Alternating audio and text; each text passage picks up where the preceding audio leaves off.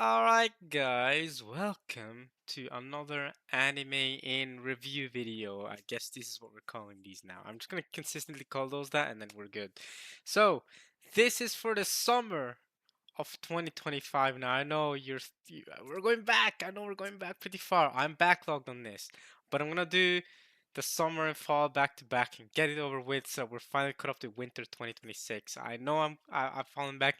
This all started because I went on an exchange year abroad where I was 6 months away and I couldn't record videos for 6 months. That's why I'm so backlogged. That's why it's taking me so long to get to these. But I'm taking an extra for this week because I found myself some time, between my master's thesis to finally record these videos. So yeah, because the thing is, I'm not just a full-time master's thesis student. I also have two other subjects that I'm doing while in my master's thesis. But I am busy finding time to record these, and you know how long these anime review videos are for me. Some of these have gone for 2+ hours, right? So, and this one I don't know how long it's going to be because obviously we don't just have anime from summer 2025 to talk about, but we have other animes to talk about that was back then before. I don't know if that's the right word. That might be the wrong word, but that I needed to discuss because I was watching them, but those anime, but I wasn't. I hadn't finished them by the time when I was recording the winter, I believe, or spring, actually spring 2025 anime video. That video was, I just checked, it's 3.5 hours long. Let's hope this video is not 3.5 hours long. Holy crap, really don't want it to go that far. I actually want this to be much shorter than that, at least minimum half of that length, if not more, please. So, um, we'll see though, because I do have quite a bit to talk about. I think we'll first talk about the anime that I'm backed in that I should have talked about or needed to be talked about. The spring anime that I didn't finish talking about that I finally finished now, and then we'll go to the summer and fall summer anime. We're gonna go to the fall anime when I make the fall 2025 video. And then we're gonna make the winter 2026 anime video. Well, not yet, obviously, because winter 2026 is still ongoing. It's still going to be ongoing for the next 6-7 weeks at least. So we're not gonna be seeing the winter video until 6-7 weeks from now. So that's like 2 months away. We're good. It's gonna be like until like April, like end of April or end of March, April time. So don't worry about that. That's still far in the future. But for the summer 2025 anime season, I'm gonna, like I said, I'm gonna first start off with the anime from spring that I didn't miss, but I need to finish so I can fully talk about them. So the first one that comes to mind, it should be here in the spring video. I still really like Vigilante since it's coming out right now. It's Kulon. Here we go. I finally got to finish Kulon Generic Romance. Actually, 7 rating might be a bit harsh here, but I can finally discuss it now that I finished it. I binged it during the Christmas break, right? Because it's February now, but during the Christmas break, I got 2 weeks free, where I managed to finish watching this, and I watched Undead Unlocked, the movie that came out in between during that winter break as well, or during the Christmas break, and I got to watch Kaoru Hana, or the Fragrant Flower Blooms with Dignity, which I'll get to after this. So Kulon, at the time, when I before the Christmas break, I only watched 6 episodes of it, I believe, 5 or 6, and then it's obviously 30 episodes in total that I wasn't able to watch during 2025 itself. So I had to, like I said, just binge it when I came back, and it was a trippy. This is a trippy anime. I like it. I like it.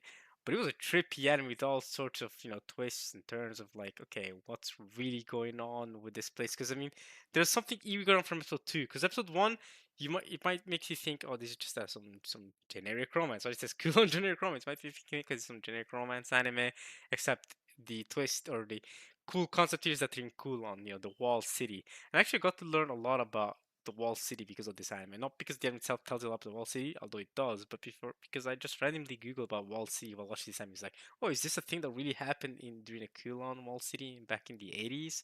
Because that's when this wall city existed. And I think they took it down, what, 1991 or something like that? 1990? When did it take it down? I don't remember. But so I was like, okay, yeah, heck yeah, cool. Um, and but there was something mysterious about it from episode 2 onwards because you started seeing memories of a woman that's not her, and then there's all sorts of mysteries with the Habinuma guys, the guys in the background here, and then Eventually, this girl gets introduced to, and Yaome becomes more relevant. But yeah, I mean, it's mainly about these two. I'm not gonna give reveal a lot of twists here, even though this anime has been like almost a year old by now. Surprising enough, April 2025 is almost a year ago now. That's crazy. But um, I'm not gonna reveal the twist and turns. You can watch it yourself. But I do like a lot of the mystery aspects of it. I love me a good mystery story.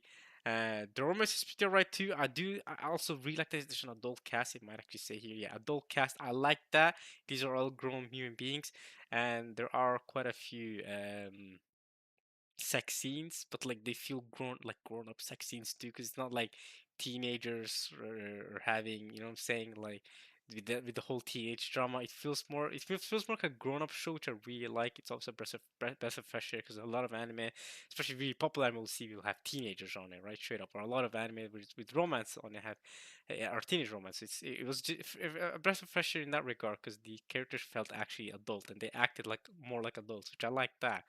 Um, and there's also a lot of LGBT, LGBTQ relationships. So if you're into that, there's that too. A bunch of like gay relationships as well, and no lesbian relationships though. So if you're looking for that, if you're into Yuri, you're not getting that here. You're only getting gay. You're only getting yaoi. But if you're into that, cool. I'm not into that. I didn't watch that for that, but I watched it for all the other things I was just describing.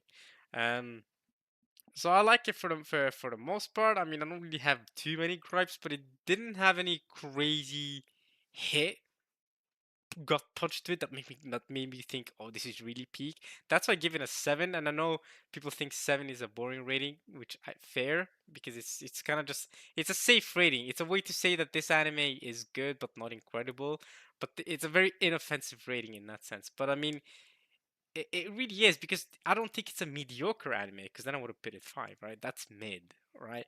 But I don't think it is the best romance I've ever seen. That would be 10. I mean, 10 is like either the best romance I've ever seen, or really close to one of the best romances I've ever seen, right? They gotta have to be clan level to be 10. And then I'm thinking, okay, what's in between that? What's mediocre? What is a mediocre romance I've watched? I don't have any examples off the top of my head. The closest thing I can think of off the top of my head, and I know this will offend people, is Kaguya-sama. But I think even Kaguya-sama, I probably gave that like a 6 out of 10. We can check right now, actually.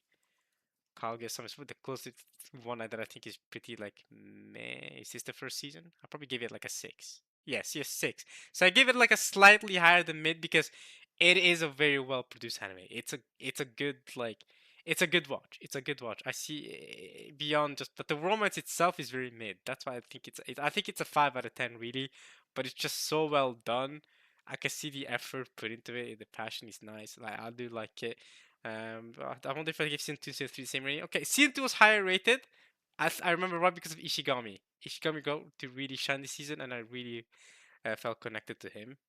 But I still don't really like the romance between the two main characters. I'm very much like meh on that. This author has also written Oshinoko, which I think is way better personally than Kaguya-sama. I think it's a better end. At least so far, I heard it ends really badly, but so far I like Oshinoko more. Although I've heard that Kaguya-sama also, um, gets bad towards the end. We'll see. I mean, the final season hasn't come out yet. I'm surprised I give season 3 a 7 though, because I'm pretty sure I prefer season 2 more than season 3. But I guess season 3 didn't that have that climatic moment at the end? And then there was a movie. I remember watching the movie. I remember this movie that I watched. It was a how long was the movie? Was it an hour and a half movie? I remember this whole Christmas thing. Yeah, this was the Christmas theme movie. Again, surprised I gave it a 7. I'm surprised I gave.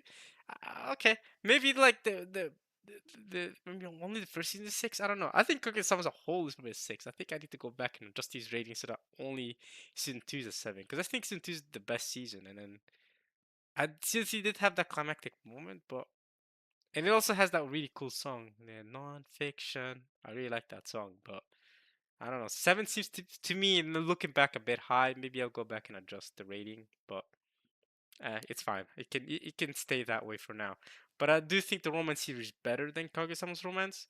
But I don't think it's at the level of like even like Angel Beats had a really good romance for me. I know it's not a mainly romance anime. I didn't like Angel Beats for the romance, but what did I give Angel Beats? Probably a 9. Yeah, 9. That makes a lot of sense to me. But yeah, so it didn't have anything crazy romance wise. If you're asking me what he could have done better, to make it something crazier. I think it's really just the fact that it was so short, to be honest. 13 episodes. I know I said that, but I gave Angel Beats a 9. But Angel Beats was not really focused on the romance as much. It had a different type of, I guess, mischief, you know, call it that, going. It had a different type of story going on, which worked in only 12, 13 episodes. But I think with what this anime was going for, especially if you wanted to focus more on the romance aspect, if you wanted that, then I think having it be not even 24 episodes, because a lot of the episodes were half an hour long, I swear. It says 25 minutes. Some of these episodes felt like half an hour long. So not even 24 episodes, just like 18 episodes to just see a little bit more of the romance between all of these characters. Like I would have wanted to see more of like these two, especially because we got some of it, but like, you know, these two gay guys in the back. But I think we should have gotten more if they wanted us to feel even more connected to characters, or I don't know. I don't really know beyond that how they could have done it better, but it just felt a bit short if you wanted to be crazy good like that. But yeah, so those are my thoughts on Cool and Generic Romance. I definitely do recommend it still though, because the mystery is really good, and the way they reveal the mystery slowly throughout the anime is well done. I did not expect the final. A lot of the plot twist I was able to get before they happen, like I predicting this or that, but I did not expect the final twist, like the big one that happened. That one was even to me surprising. So I think you'll still be surprised by all the twists and turns, because it's a plot twist heavy anime for sure. I mean, you learn something new every episode, or basically every episode there's a new revelation about what's going on in this school, on right, or there's something crazy that makes you think, huh? It has good cliffhangers for sure. So if you're into that, all right. And then the other anime to check out or to talk about was from this earlier season. Was it an OVA or ONA or something? Yeah, One Piece is on hold now. I can't believe season one is One Piece is over, guys. I can't believe it. Can you guys believe it? But okay, that's when we're getting third season, man. I can't wait for the third season. Okay, guess I'll just leave having free season two for now. Where is it? Where was the anime I want to talk about? I just search it up. It should have been a spring anime, no? TB Hero X. I already talked about that. I already talked about, or I did not talk about Licorice Pizza. I didn't even watch this at all. Oh, it's a 12, 18-minute thing anyway. It's a short thing. Was it a summer anime? Or was it a winter? It might have been a winter 2025 anime. There was one other anime I want to talk about. Gosh darn, these winter anime were, wow, wow. Was it an OVA? I don't remember. Genuinely, I don't remember. Skate Infinity. Kaiju number 8 movie? I didn't even know Kaiju number 8 had a movie coming out. It's only if it's canon. I don't think it is, because I've just watched season 2 of Kaiju number 8. Well, actually, Karuhana came out during summer, didn't it? So shouldn't I just talk about it during summer? Oh, that's why. Okay, yeah. Okay, I'm stupid. The reason why I delayed recording the summer anime, well, because I could have recorded it last year, right? But the reason why I delayed it till now was specifically because I had watched every single summer anime except for Karuhana, so I couldn't comment on Karuhana yet. So okay, so the only thing I really want to talk about was this spring anime season. And then when did Undead Unluck come out? Was that a fall anime? Undead Unluck, I think, was a fall anime, because that's another thing I watched during my break. I think it should be here in the fall anime somewhere. Let's see here. What's going on here? Movie? Did you guys got a movie? Oh, it's a compilation movie or whatever with the first couple episodes. Yes. Okay. So it's Undead Unluck is a fall anime. So I'll talk about this during the fall anime thing. This is definitely needs to be talked about. I wonder if season one of Undead Unluck got a higher or lower rating. Yeah, a higher rating. Interesting. Okay. I mean, wait, what did I rate it then? I rated similar. Okay, no, we'll get to it during the fall anime. Don't worry. This is about the summer anime. So then we're getting on to the main topic at hand. Summer anime 2025.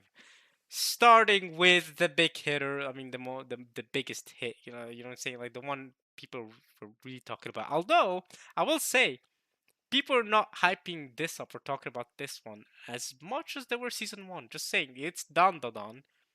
I remember when season two was coming out. I was watching it weekly. I was still in Germany when the first couple episodes came out, right? At the time, and I wasn't as hyped up as season one was. Season one had everyone talking about it every week. Every week I saw it everywhere on my timeline. Season two though, like people were talking about it. It was the biggest, probably the biggest hit of this season, right?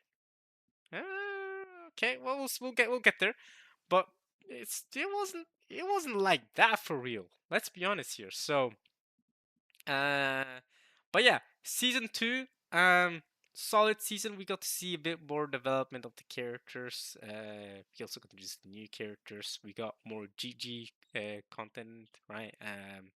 With the whole eyes thing, got to see some courageous moments from our main character. Um, Overall, I think it's around as good as season one. To be honest, I think I rated them the same probably. Yeah, 8-8. So I think they're roughly as good seasons. Maybe if I had to pick one season, I think season one had more quirky things going on. I don't know, but they're both good seasons. It's more done really. It didn't do anything that season one didn't. Like if you like season one, you'll like season two type of thing. If you didn't like season one, you won't like season two. It's one of those things where it's like it's more done. You already know what you're getting if you've seen season one. You know what I'm saying? It's not like introduce a new aspect of the show that's crazy. No, it's still amazing animation, the wildest possible things imagining. It's they're still talking about Kintama balls, right? Family jewels. There's it's still going on with that. Still crazy, wacky stuff with aliens, characters appearing, finding these monsters or what do you call them? Like not monster curses or something, something like that. So they're fighting these like monsters and trying to take care of these supernatural entities, is what they're calling them here. Sure, let's go with that. Um, with the help of Momo's family. So it's still more of that, still a lot of that, but um, you do start to see, small developments of the characters too, and the romance is building up. Obviously, there's gotta have the moments between the two main characters. I do like to see that. So that's really all I have to say about Donaldson too. I thought I don't really have much else to say now. Now, this one I wanna talk about it right here. Why? Wait, how high rated is season one? Because I'm okay. It's higher rated in season one, but you guys are tripping balls with this rating. 100% deserves a higher rating. 100% deserves a higher rating. Bro, my Dress Up Darling season 2. We need to have a talk about this. I, I know it's really popular, but I dare say it still feels like it's underrated. This anime is so good. This anime, I give it an 8, but it's dang near a 9, bro. Like, I, I, I don't, at least when I talk to other people about this anime, I don't feel like we're appreciating the same thing. I'm honestly thinking, am I watching the same thing? The only one, I have one friend, like one. It's actually, it's actually my brother. Like, he's the only one that sees how good the show actually is. I feel like, because we watched it together, some episodes we watched it together, and we were both like, "Yo, this is amazing! Like this, I love the way the characters are interacting. I really like Dress Up Darling." Um, it's one of those anime where you look at it, you look at the posters, you look at people talking about it. It seems like some degenerate anime and something you've seen before. This concept, I mean, you can tell from the poster. This poster makes it look super obvious. Where you think, oh look, super extroverted, outgoing, blonde, gyaru, whatever.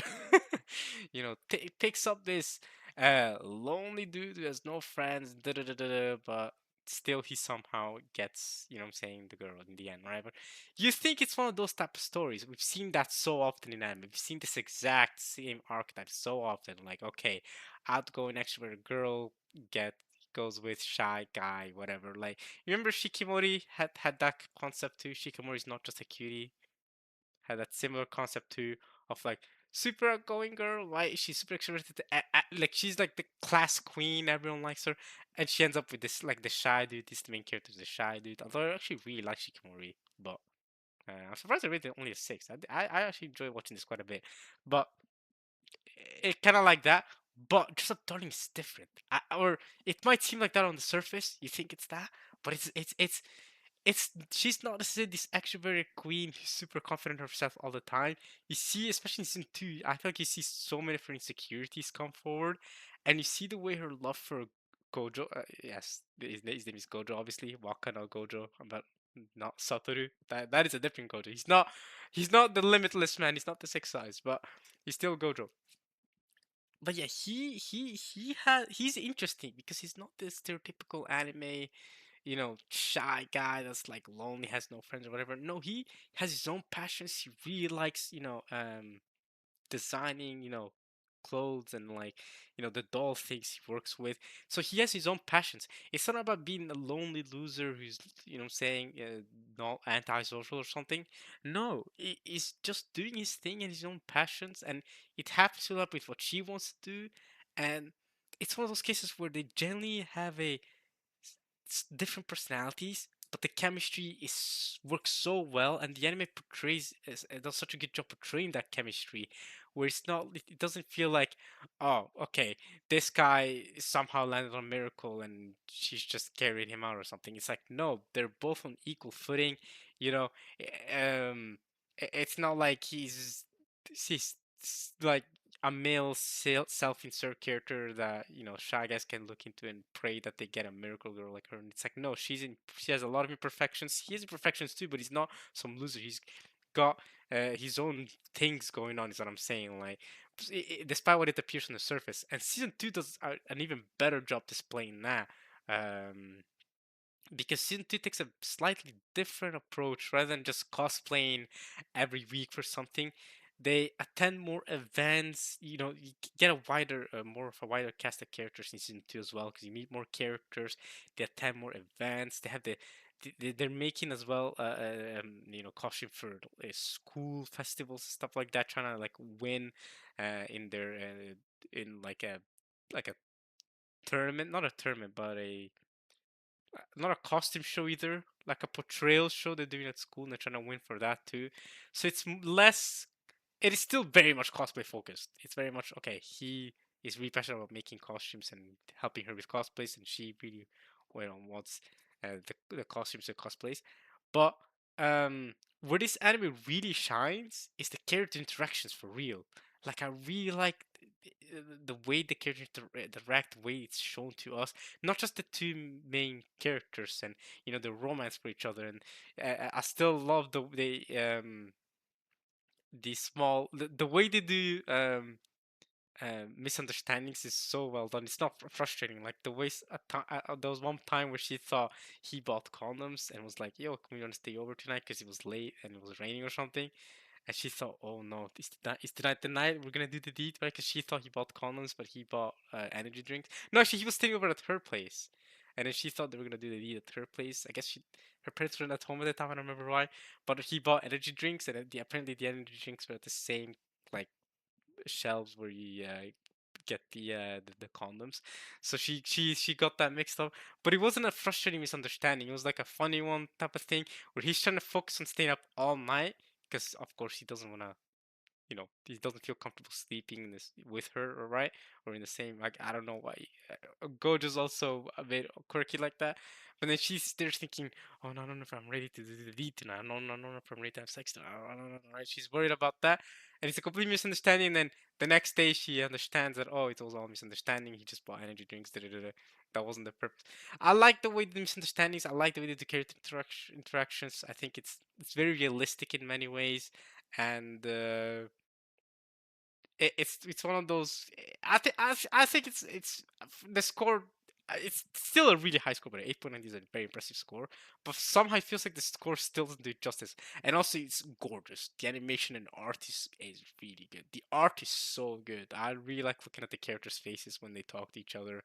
The way they're animated is so vibrant. I really like the art style. I can see it a little bit here, but I really like it. Even the side characters are great. We got to meet a very. Ogata Akira is such a great side character. We got to meet her this season. She's awesome. But all the other side characters get to. Oh, I really like him. Wait, her? Him? Wait, I think he's voiced by a guy. Yeah, I'm pretty sure it's a him. I'm pretty sure it's a him.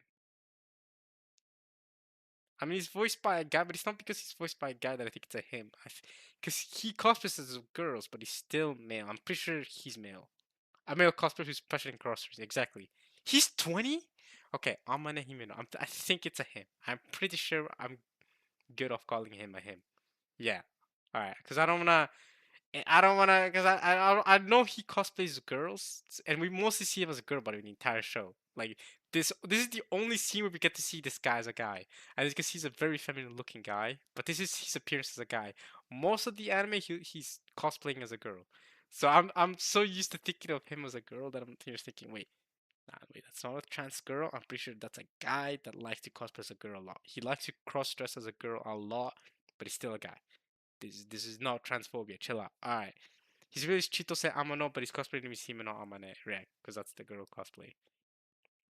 So it's something, just something to be careful about, right? Just something I didn't want to offend anyone because I know it's really easy to offend a lot of people in this type of stuff. But yeah, Dress Up Darling is great. I, I know it sounds great to call it underrated, but it almost feels that way because I just think it's so good, and I mean, if you haven't watched it, I do recommend it. It's a very good romance. It's a very good romance, and even if you're not into cosplay, I'm not really into cosplay either. I'm not. I've never done cosplay in my life, in my entire life. I haven't really been with people who've done cosplay a lot either, so I don't really know about the world of cosplay. But you get to learn a lot of cosplay uh, rules and tips and how people go about things too. So it's very interesting in that sense as well. So for sure, highly recommend if you're into that. Next up, Gachi Yakuta. This was a two core because I remember watching this until really recently. This finished really recently. Uh, Gachi Yakuta is a very. Oh, I don't know how to start with this. How to start talking about this? Well, first things first, it's made by Studio Bones, same studio that made My Hero Academia, and I would say similar to My Hero Academia, it's a very classic shonen anime, very like much more of a standard shonen anime, I'd say. I mean, you might think that as an insult, and that's why I'm trying to think how should I say this. Standard in the sense that it's not. Some of the biggest shonen right now are Jujutsu Kaisen and Chainsaw Man, right? With the Chainsaw Man Reze movie that came out last year and Jujutsu Kaisen, these shonen have taken a completely different approach to shonen. And Chainsaw Man is dang near feels like, I mean, it's still a shonen. Let's keep it there, right? Um, but I think maybe part two in the manga is out in a seinen magazine. I might be wrong about that. I think it's on a Shonen Jump Plus, but it's in the more mature part of Weekly Shonen Jump, right? The more mature side. And Jujutsu Kaisen as well.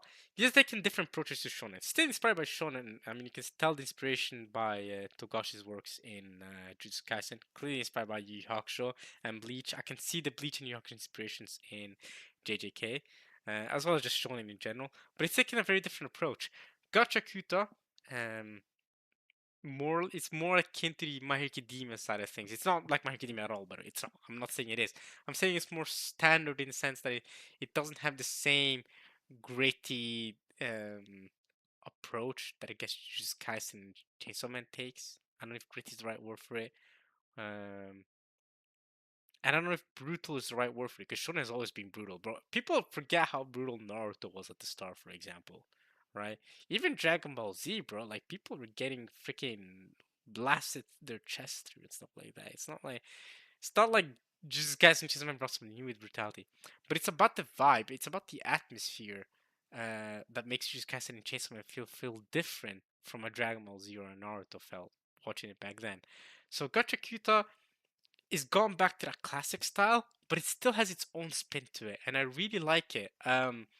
It has this creative system where some people are givers, and givers are people that get superpowers basically from items, and it's items that they really care about, and it's really creative because let's say I'm using a pencil case right now, right? I'm someone that cares a lot about my items. I can imagine if I was in the Gacha Kiro world, I'd probably be a giver because I have a lot of items that I take very good care of. So I have this pencil case that I've had since at least middle school. I can't lie to you. It's probably been 9 years since I've had this pencil case, and I've taken solid care of it. I mean, it's roughed up a little bit because it's been 9 years. It's torn in some places, but I still use it. I still take care of it. I still go to university with it, right? And when you take care of it, in Tokashikuda's world, you're kind of giving it soul. You're giving it not life, but you're kind of giving it power because you're taking care of it. And the more you care for it, the more power, right? And that's really cool because then, let's say my pencil case gets a superpower where, I don't know, it comes out. as a like a boomerang. I can throw it as a boomerang. For example, in Gacha Kudo, this could make sense. That I use it as boomerang, and it hits a bunch of people, and maybe the boomerang stun locks them for a couple seconds, and then I can go back to fighting, right? And maybe that's how my pencil case works. For example, right?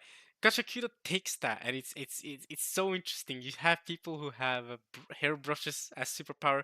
One of the main girls, she's one of the main girls. You can see, maybe you can see the poster more clearly if I do like this. Maybe not. I don't know. She has scissors. I don't know. I don't know if she likes to cut her hair or stuff, but she's scissors her power. This guy has an umbrella. One of the guys, this guy's a staff. He's so cool. The characters are really cool too. They're very creative characters. You can see him in his umbrella. Yeah, this guy with the umbrella engine, and not just the superpowers that are cool. Um, but the designs. Look at the character designs. Tell me these aren't the coolest character designs. Oh, I can't wait to see more of this guy, Zodil. But the character designs are so cool. That's one of my favorite parts of watching this anime was the character designs. You can't see really well from these pictures, I don't think. I think this picture is the best one to see a little bit how the characters are designed. I like the very um sharp edges. You can see like very sharp, like chin, jawline, sharp nose, sharp for everything's very sharp. Even the art is very sharp. The fingers are sharp. Like bro, this girl, I forgot what her name was. The scissor girl, bro. Her waist doesn't even make sense. Rio, maybe you can Google her. Rio. Um, bro, if you look at her waist in the anime, like, look at this. Look at this. Very sharp lines. I I kept noticing this while watching the anime and looking at her. There were times where she'd like lean to the side, and I'd look at her waist because it just feels so unnatural. Look at that. Look at those hip bones. Look at that hip bone to waist ratio. That is insane. But I like it. Like it's the art style. It's really creative. She's a very special case though. And look at this. These are the scissors you can see. Such a cool power. And I don't know how she got the scissors from, but look at the character designs. Tell me the character designs are not super sick. The eyes and stuff. What was the other game? Amo, I think. Gotcha, Akuta. Oh, cosplay. I don't want cosplay. I just want to see her. Yeah, she's really cool too. She has like the Watchmen series, the shoes. Really like this character design, right? I really like her character design. Engine, of course, the guy with the umbrella. Can look at him like, come on, man. Bro's got aura, bro. Like, tell me he ain't got aura, bro. He's just pretty cool. But I also like, I, feel, I also like how the no characters feels overpowered. Like, yeah, he's stronger than the main character and stuff. If he fought the main character, if he'd beat him. But it's cool that you don't have like you'd think he's a Gojo type character, but he's really not. He can be beaten. He has been beaten in the anime, and I like that too. I don't like anime where there's such a big gap between two characters or between main character games that main characters get so far to catch up and might never even catch up. Like in Jujutsu Kaisen, Yuji never even catches up to like Gojo's level of strength or anything like that. Nowhere near, right? Gojo would still clap Yuji by the end of the series. So some anime is really just in not possible because one of the side characters is just so overpowered that it doesn't matter. Um, or even like Yuta is still stronger than Yuji. Forget about just Gojo, right? That's just Gaisen though. But I like how here it's more relative. Like the strength is more relative. It also has to do with how Gijiro is a giver. But the main character, um, Rudo, the main character is interesting because his power he's also got really skinny arms. I noticed that while watching the anime. Look at the hips. He also has those crazy hip bones. But I like the sharp designs, kind of like Kingdom Hearts Sora type of vibe with the massive gloves. I don't know if you guys have seen Sora Kingdom Hearts, how he looks. Sora Kingdom Hearts. He has those massive shoes, right? Kind of like that type of design. So yeah, but skinny arms, right? It's really skinny arms, but again, I like the designs this anime is going for sure. And the power system is cool, But the main character's special power, and of course, wow, guess what? The main character's special power, but it's definitely doesn't feel like overpowered. Is he using a vacuum cleaner here? That is a vacuum cleaner. That's, I mean, tell me that ain't aura. You must think, is that his giver? Is that what he cares for? No, his special power is to give is to basically give superpowers to all things around him. And that might sound broken, but it's really not. It's not as broken as you think. But he's a very compassionate person, right? So he cares a lot about things around him, and he can make anything part of his power. So he also has these gloves, which he thought initially people thought his gloves were his superpower, but he was using the gloves to give other things powers. And I guess in this case, he gets a vacuum cleaner. The anime hasn't shown this yet, so I don't know about this vacuum cleaner business. But he for example gets a shield because one of his friends gifted him a talisman, and that talisman worked as a shield. Yeah, this one. Yeah, see, like he got the shield, and the shield, all it did was just protect him from attacks. It didn't attack itself. It didn't do anything else. But the problem is with the uh with the things he uses, and you can see the cracks here. The problem with the things he gives giver powers to, like the talisman he got as a gift or anything else, is that they break off after he uses it. So it's only one-time use thing. So it's like there's limitations to everything. Like you think this kid's overpowered because of his superpower, he's really not. He's definitely beatable. Um, and yeah, I haven't explained the concept of the story. I've only explained the powers because the powers to me is so unique, so cool. The designs are so cool that the story to me kind of falls up to the side.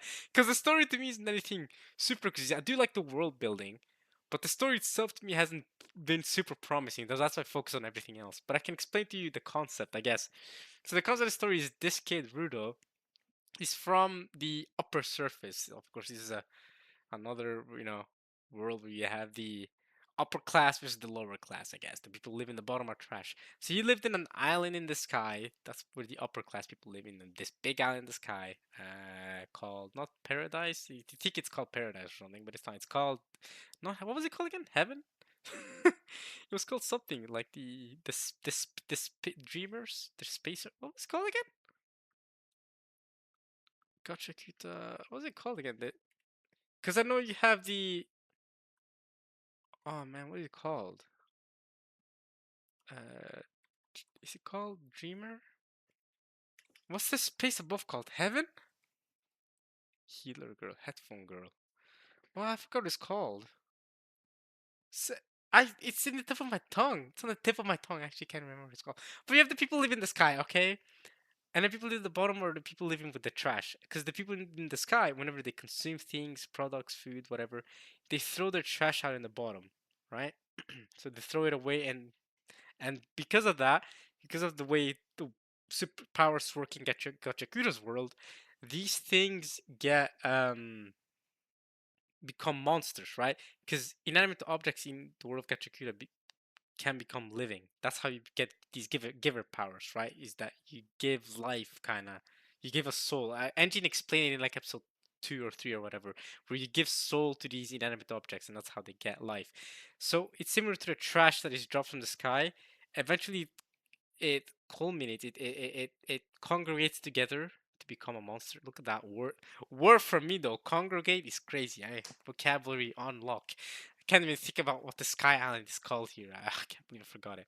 But it becomes this trash monster which they call trash beasts, and these cleaners, which is the group that Rudo joins eventually, they fight these beasts and take the life out of them, right? So that they don't terrorize the people, because the trash beasts go around terrorizing the people because they're given life by people's perception of them, kind of thing. That's kind of how it works. Like people think trash beasts are trash, and we're gonna get rid of them.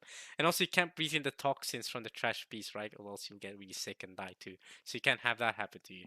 So Rudo is initially from this sky place, and he's there living with his foster dad. We still don't know what happened to his real family, or I'm saying, but he lives with his not foster dad, more like adoptive dad, I should say, not foster dad. Actually, what is the difference between foster and adopted dad? Let me Google that real quick. I actually don't know.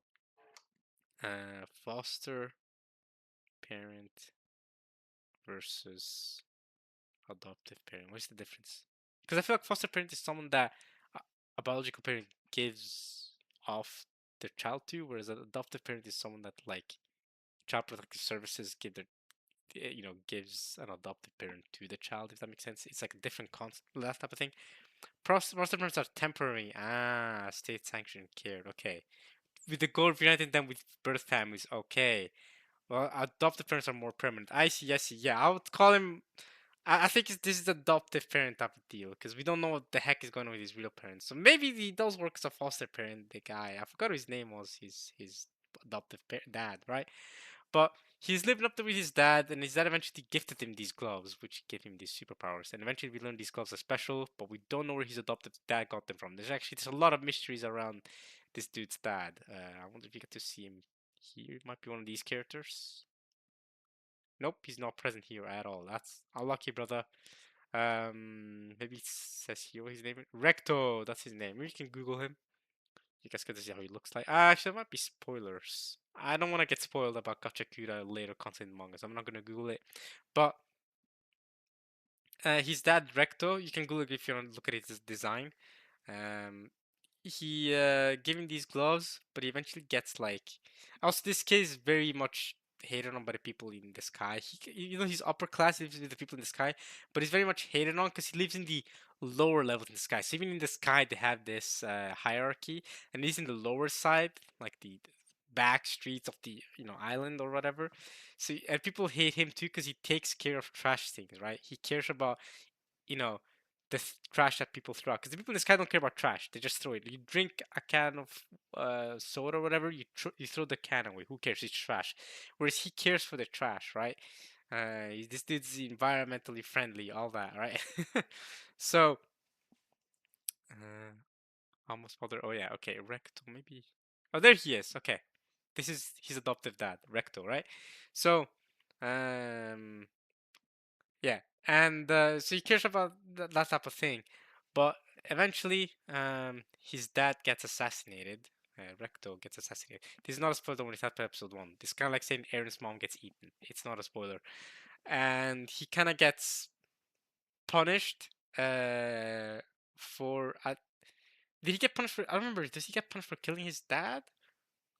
Or he just get punished because I mean people didn't like it to begin with. People didn't want him up to begin with because he cares so much about trash and people found him to be a weird kid, right?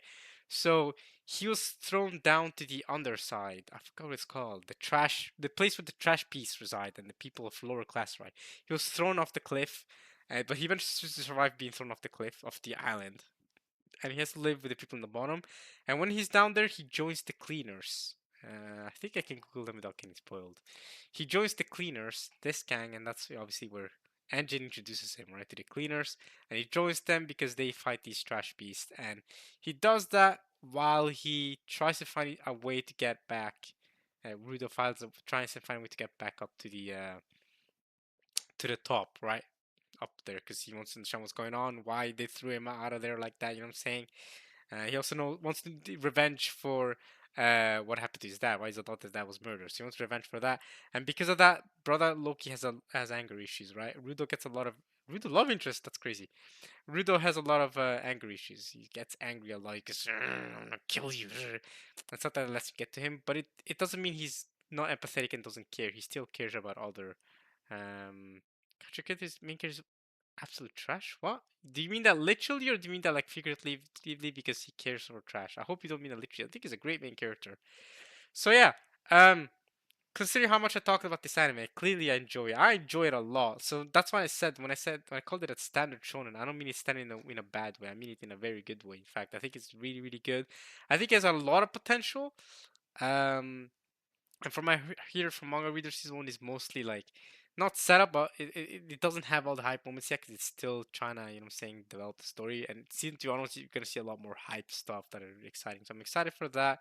I'm definitely gonna keep watching it. And I do recommend it to you too, right? If if you're not tired, I should say, but if you don't want to take a break from the shonen style that JJK and something like Chainsaw Man are going for, you want something more similar to what you used to with the classics of Yu Yu Hakusho, Naruto style shonen, My Hero Academia. Gacha Kura could be for you, if you're into that. And of course, I'm a shonen fanboy, and I do like me some Gacha Kura, right? So yeah, that's about that for Gachakura. Next is Friggin' Flower Blooms with Dignity. You can just talk about this. This is the This anime was the reason why I didn't do my summer anime in review video earlier. Um, after watching it, it's good. It's better than Kulon in my opinion. Definitely, romance wise, not mystery. Like this doesn't have a mystery at all. It has romance. It has not even what I would call drama. Like minimal drama that's very quickly like patched up because the characters feel, you know, the characters did a good job communicating with each other, and I'll get actually into that in a second when it comes to communicating with each other. They do a better job than he's expecting typical teenage romance type of anime and shows where it's a lot more dramatic and crazy stuff happens, right? Um, and yeah, it's really really good. I binge this very quick. I binged this in 2 days. I can't lie to you. But the number one thing I'd say about this anime is it lays a lot of importance on one thing. I don't know if you noticed it, but it's something that is very heavily touched upon in this anime, is the act of apologizing. It does that a lot. I noticed this anime. It's very big on apologizing, and people in this anime apologize 50 times an episode. I am not joking. You will see apologies so many times every single episode, and they'll apologize for every little thing. Um, they always take blame for any little thing. It's always like, I'm sorry for not uh, asking you better of what you want to do, or I'm sorry for not treating you better, when we were at the aquarium, or I'm sorry for not being a better friend to your friend or something like that, or so. It's always they're always apologizing even for the smallest little things, like, oh, I'm sorry that I took the pen from you. So like every single time people are apologizing and saying sorry. So that's something that this anime is trying to a big message that I feel like this anime is trying to give is the whole um it's trying to tell us to um I feel like a big message is more just being that the big message is trying to tell us. I'm trying to describe this. Um, it tries to tell us to um that oh it's not humiliating. It's completely okay to admit to your mistakes and to apologize, right? It's the first step to, you know, achieving better uh, connection with someone, right? Is to first admit that, oh, wait, my bad. I should not have done that. And that there's nothing wrong with saying that. And as long as it's honest, it comes from a good place, and the other person can properly understand. Oh, okay, I see where you're coming from. No, don't worry. I apologize to you because I also could have done better. Starting off with that, this anime is one of its big messages to tell you from a starting point to be equal with each other of where we stand, of like, okay, I'm sorry about a past event. Okay, I'll try to do better next time, right?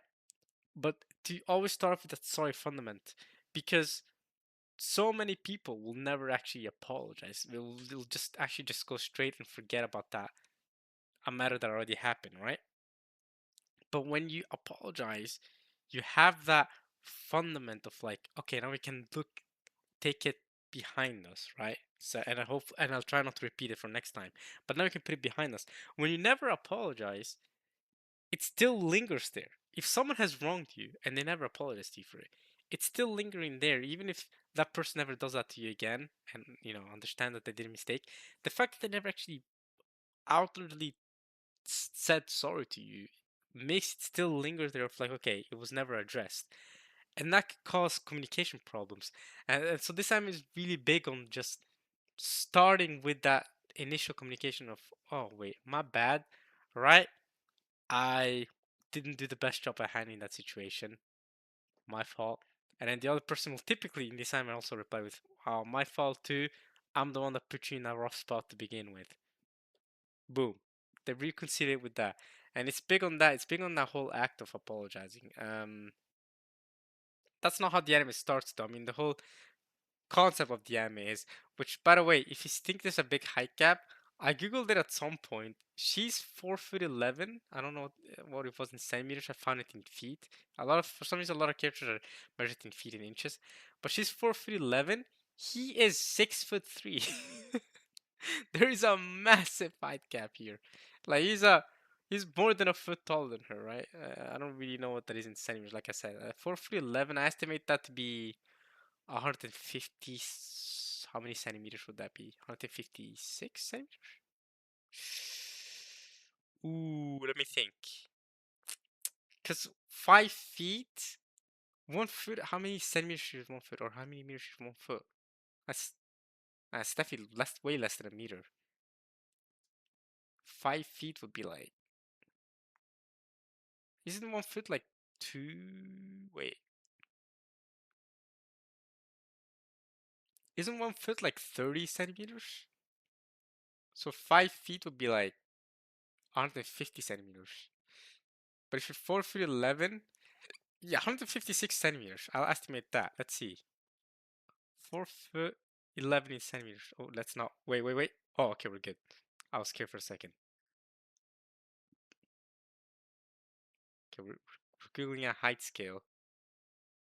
It's bro. Okay, I said 156 centimeters. Shortest females 149. So 4 feet 11 is about 150 centimeters. That's really short, by the way. Oh, that's in Guatemala. Wait, you're telling me that women in Guatemala are 4 feet 11? Dang, they are tiny. Canadians 5'4". No way, Canadian women are that short, right? Latvia has the tallest women. Nah, surely not. The tallest females are not in Latvia. Surely the Dutch women are taller than 5'7", right? Bro, Dutch women are like dang near 180 centimeters. uh, Jake, I'm trying to find. Okay, so what's 6'3"? 6'3", I estimate that to be 195 centimeters. What is this? Oh, it's 4 foot. What is this? 4.9? What? Trying to find a graph for it. Okay, 6 foot is 180, basically 183 centimeters. But 6'3", I'm pretty sure is like 193, 194 maybe centimeters. 6 foot is 183 centimeters. Let's see. 6'3" centimeters. 6'1", what is that? Okay.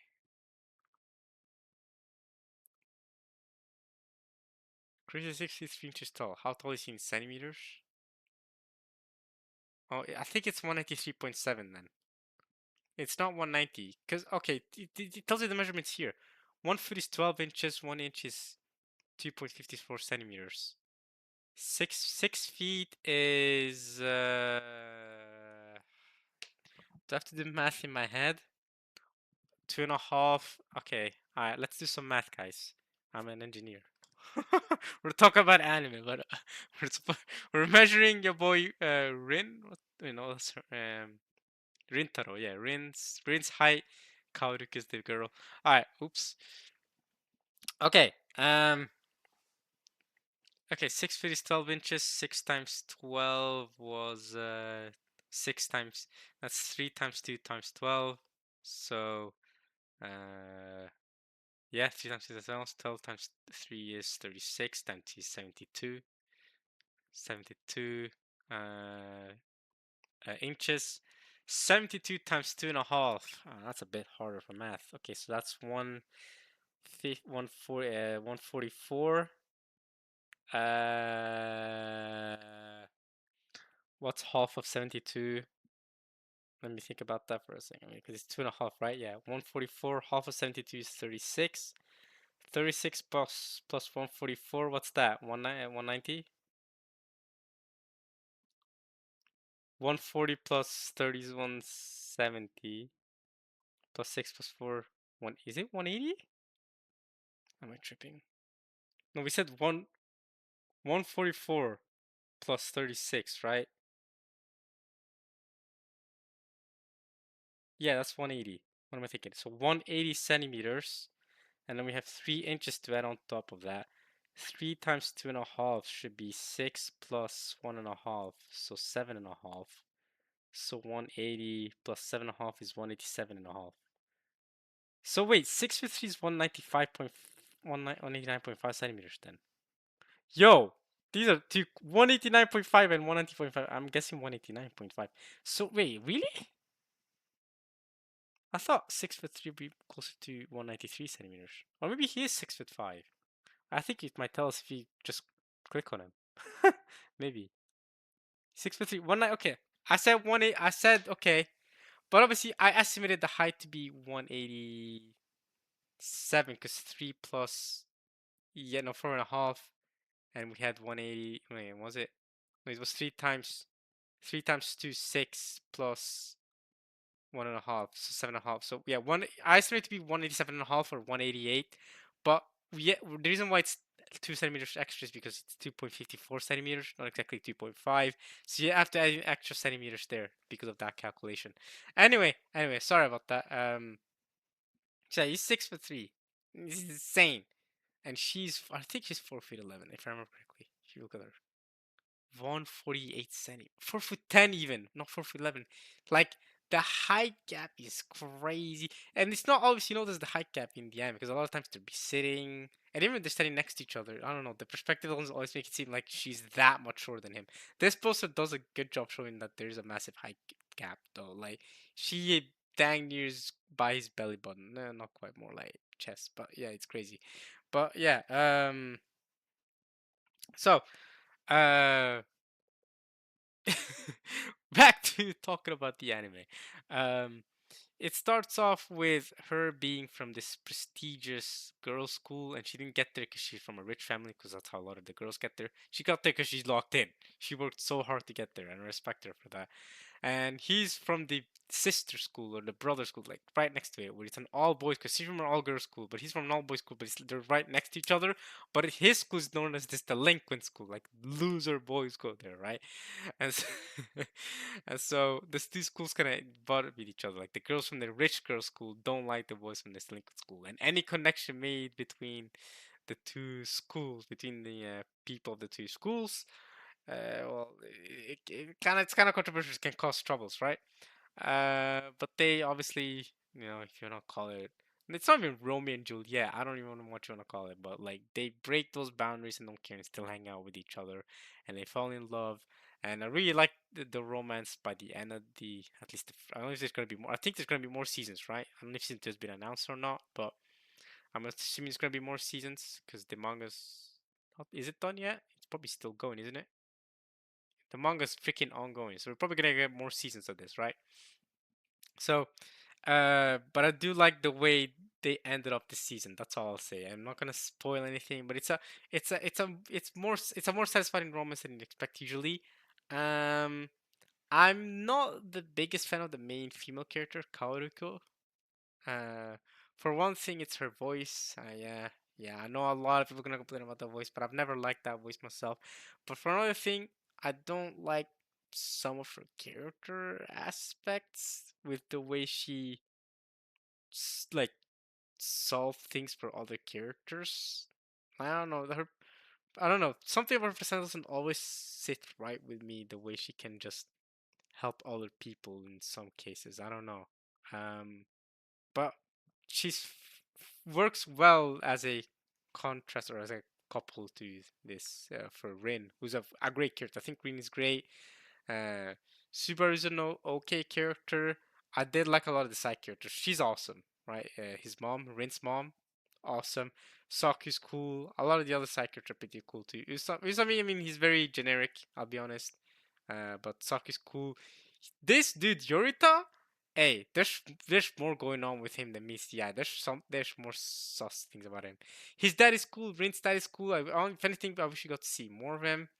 Um, but yeah, Super is okay. I liked her, and then like she kind of didn't like she didn't meet my expectations. She didn't become as good of a character as expected her from first meeting her. I thought she'd be I don't know, I thought she'd be slightly different than I expected her to be, but it's still really really good. I mean, for any anime that makes me binge it in 2 days, hey, it's solid. But it's not peak because it's not a romance that I've never seen before. I've seen this type of romance anime before, so for me, it hasn't done anything super crazy that no other romance anime has ever done. But it's beautiful to look at. What is it, Cloverworks? Not surprised that it's Clover. I could tell by the start of the anime that it was by Cloverworks because it feels like a Cloverworks anime and it's very beautiful to look at. Cloverworks makes beautiful anime art style to look at. The romance is fun, but the character directions are really what make this, right? The way the characters stand up for each other, the way they communicate is well done. Even though they're teenagers, I like the way they stand up for each other. Um, and yeah, that's really it for me. I know I probably talk more about height than the anime itself, but but yeah, but it's not like the romance between these two. I don't know. It's not the type of romance you've never seen anime before. So unless it's your first romance anime, I don't think you're gonna see something you've never seen before. It's not gonna break your mind. But I guess I can understand why it became so popular, right? Why it became such a popular anime and why so many people were interested in it. I guess I get it. So that was Spring and Flower. Yeah, that was the anime that we it took so long to get to summer because of this anime. All right, oh, and also because of Kaiju number 8. To be fair, I hadn't finished Kaiju number 8 at the time, but I got to finish that in between. I thought season 2 was sick because I've already come to see the rating for this before. I thought season 2 was sick. I don't know why um season 1 is so much higher rating than season 2. Like I don't know why people dislike season 2 more. My only worry is that season 3 is apparently the last season. This is only a 3 season anime, and each season is only 11, 12 episodes. Season 1 was only, well, 12 episodes, wasn't it? So that's my only worry is why so short? Why? It feels like it could have done more, but the fact that season 3 is the last season makes me think that the kaiju that is setting the things up in Japan right now, that is going to be the final villain. Whereas I thought he was going to be more of an intermediate villain. You know what I'm saying? I didn't think he'd be the final villain. But season 2 I thought was sick. Again, I I was because I only had watched 6, 7 episodes. Oh no, I said the thing. No, don't spam it in the comment sections. But I only watched about half of the season. All right, let's go with that. Before I binge it in Christmas during Christmas. And man, dude, what's his name? Shinomiya, bro. Shinomiya, bro, bro, he was so cool. Like his episode was so cool. I can see why he's on the poster because his episode was so cool. And I do like a lot of the other fights. You got to see a little bit of training arc with some of the characters, and it's a follow up of season 1. Again, I think season 2 is at least equal as good as season 1. So I don't know why it's so much lower rated. Maybe people felt it was rushed some more because I am worried that season 3 is the last season, right? And I do feel like, yeah, I guess to some degrees a little rushed, just because again, like, okay, I guess this final showdown in Japan is going to be the finale of Kaiju number 8. It just feels a bit, yeah, short. I also learned that the manga art is very different from the anime art. I did not realize how different it was. I went and looked at the manga art. It was completely different. We're not going to look at it now, but you can Google it if you want to. Like, the way Kafka looks in the manga is completely different from the way the anime chose to do the art style for the characters. I mean, I would Google it, but I'm scared of spoilers. But I don't know. Kaiju number 8 manga. I don't know. Maybe you can see a little bit. Like, look at the art style here. Okay, the volume covers are good because they don't spoil anything. You see, like they have completely different jaws, or even like eye and hairstyle. Like this feels more shonen-y than this does, right? Look at he's got more of a rounded jaw look than he does in the manga. Um, so again, I don't want to go too deep and spoil myself. Okay, this seems like from the first chapter in the manga.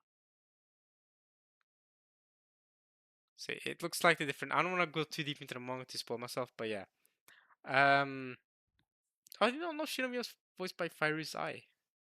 She voices Power. That's why I noticed. But okay, Power from Chainsaw Man. But yeah, uh, so I'm excited to see how season 3 does it. I hope they don't rush it too much. They didn't announce how many episodes it's gonna be. Season 3. It's this one. No, they haven't. I hope it's 24 or something. Cause if it's another 12 episode thing, then I don't know. I'm not super. Oh wait, his jawline looks different here though. Maybe they are going closer to the manga root art style. I know the manga's over.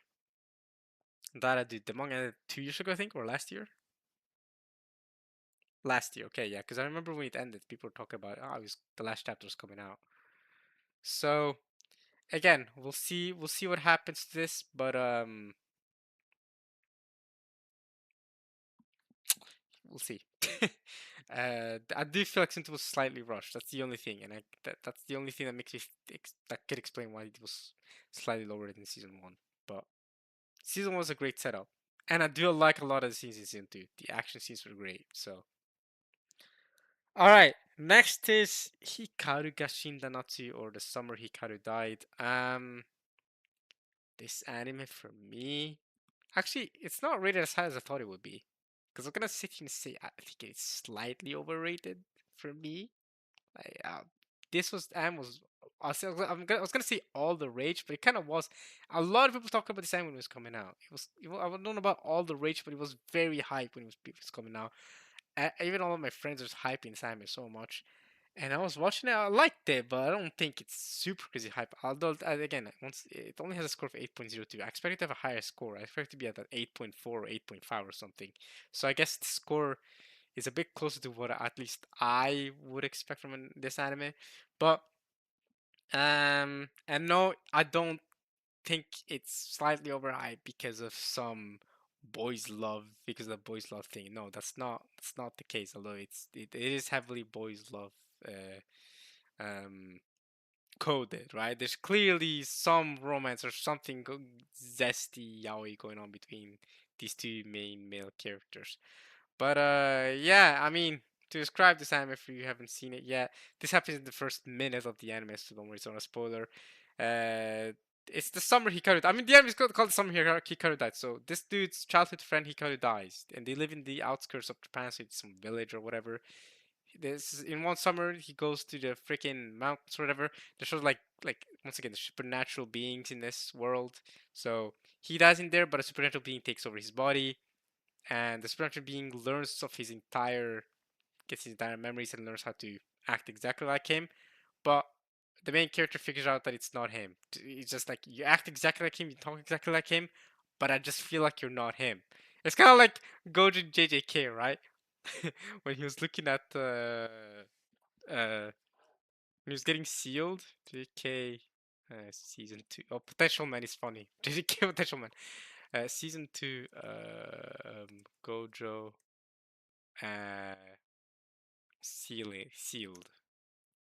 Like yeah, when Gojo's getting sealed here against Kenjaku, right? He was up against it against Kenjaku. Oh, he's smiling here. I don't remember him smile. I guess he did smile at the very end before he became sealed for good, because he was like, I trust in my sorcerer friends. But as he's getting sealed, right?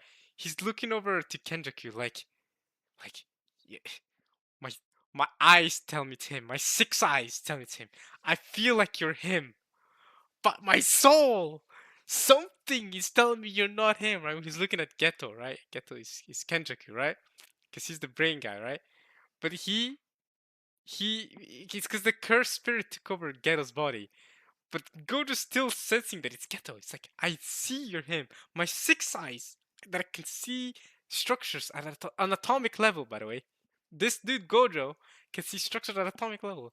And he's looking at Geto. He's like, everything tells me you're him, right? My eyes, my senses, everything. But my soul just refuses to believe it. Like, you're not Geto. Just something is off.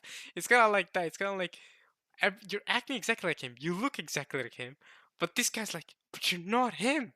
I just don't. I just don't get the vibe. And I wonder if there is something true to that in real life too. Like, do you think for someone you care very deeply about, and which obviously Goto did. I mean, Geto was his best friend and probably the person he was closest to. Um, probably the closest to in his entire life, right? His closest friend. And Hikaru's similar case is what's his name again? Yoshiki. Yeah, Yoshiki. Hikaru's Yoshiki's closest friend too.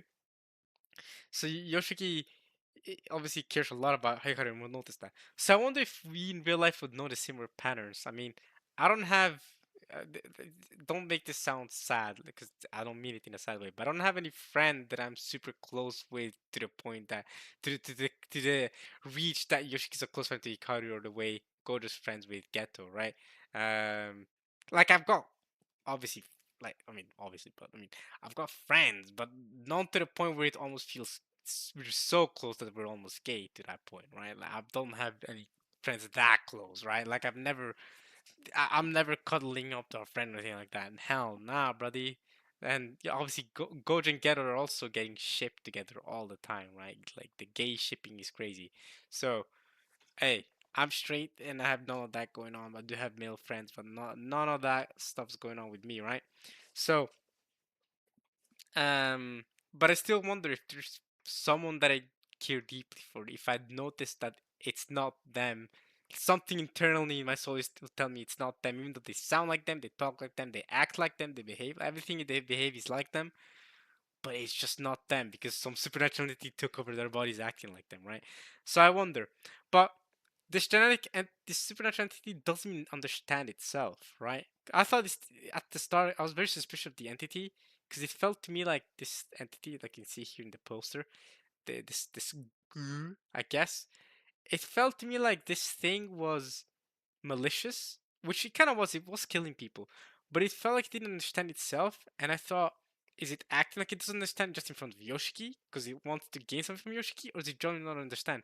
But after watching through the course of the whole anime, it does feel like the entity genuinely doesn't even understand itself, which is an interesting concept. And it makes you think, okay, how was it even born to begin with? Well, we know that the village was taking care of the entity by always having members of Hikaru's family actually leaving them at bay in the forest and stuff. And I believe they also sent sacrifices. I think is another way. Like they will sacrifice a person to keep the entity away. But then he managed to break loose, or the entity broke loose because messed up at one point. Yeah, Hikaru died. That's his family's the one supposed to take care of things. So now people are more in danger, but he's the only one, quote unquote, only one who knows that who that the entity is and is talking Hikaru, and he's acting like the entity is Hikaru. Like he's kind of being selfish, and that's something he admits later on in this anime too. He has this whole series like, I shouldn't have kept going with this. I know you're not him, but I just want to comfort because he didn't want to believe that his friend died. So he went with it for a while. He pretended like it really was Hikaru. Even after he revealed to him that he is the entity, he still said, "It's fine. You can keep me in the entity. Just be my Hikaru." Because Yoshiki's kind of like a selfish guy in that way, despite the entity low-key being harmful for others. So, but it's also tried to not be harmful to others. Oh, I see here this since it's been announced as well. Um, I might watch it. I might not watch it actually, because I liked it, but again, I'm not super invested in it as many other people are. But I might just watch it with friends who, because my friends care a lot more about this anime than I do. So I might just watch it when it comes out with friends, and if they're watching it, I might as well just watch it with them if that makes sense.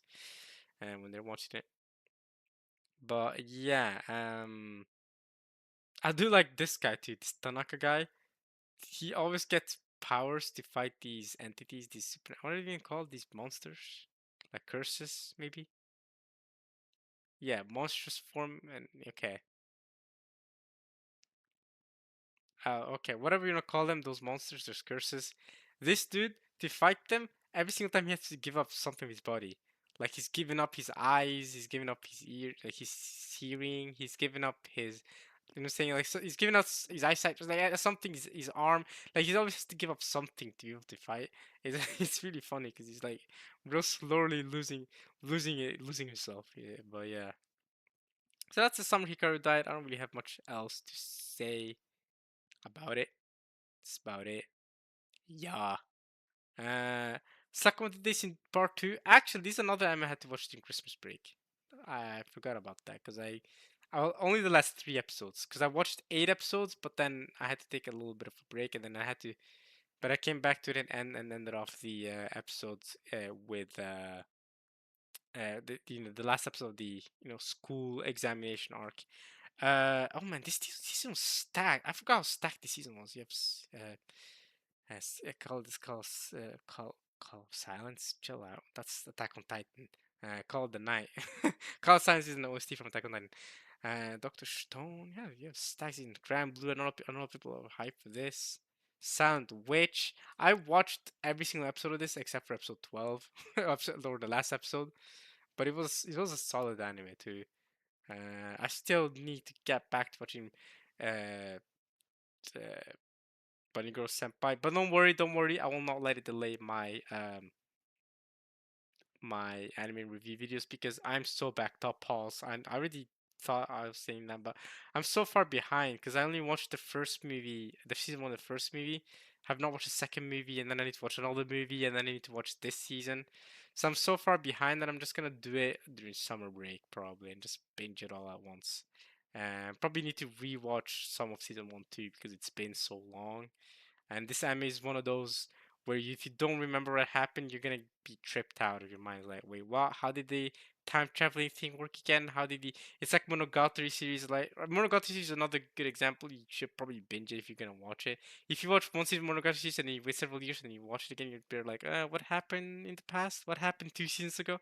It's one of those. It doesn't. It's not an anime that's it's very it helps you out by giving a lot of recaps. It's not My Hero Academia. My Hero Academia gives you a lot of recaps. It keeps telling you if you forgot past events, don't worry, we got you.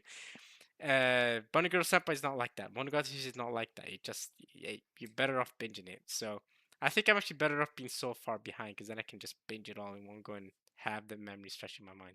Anyway, back to Sakamoto Days.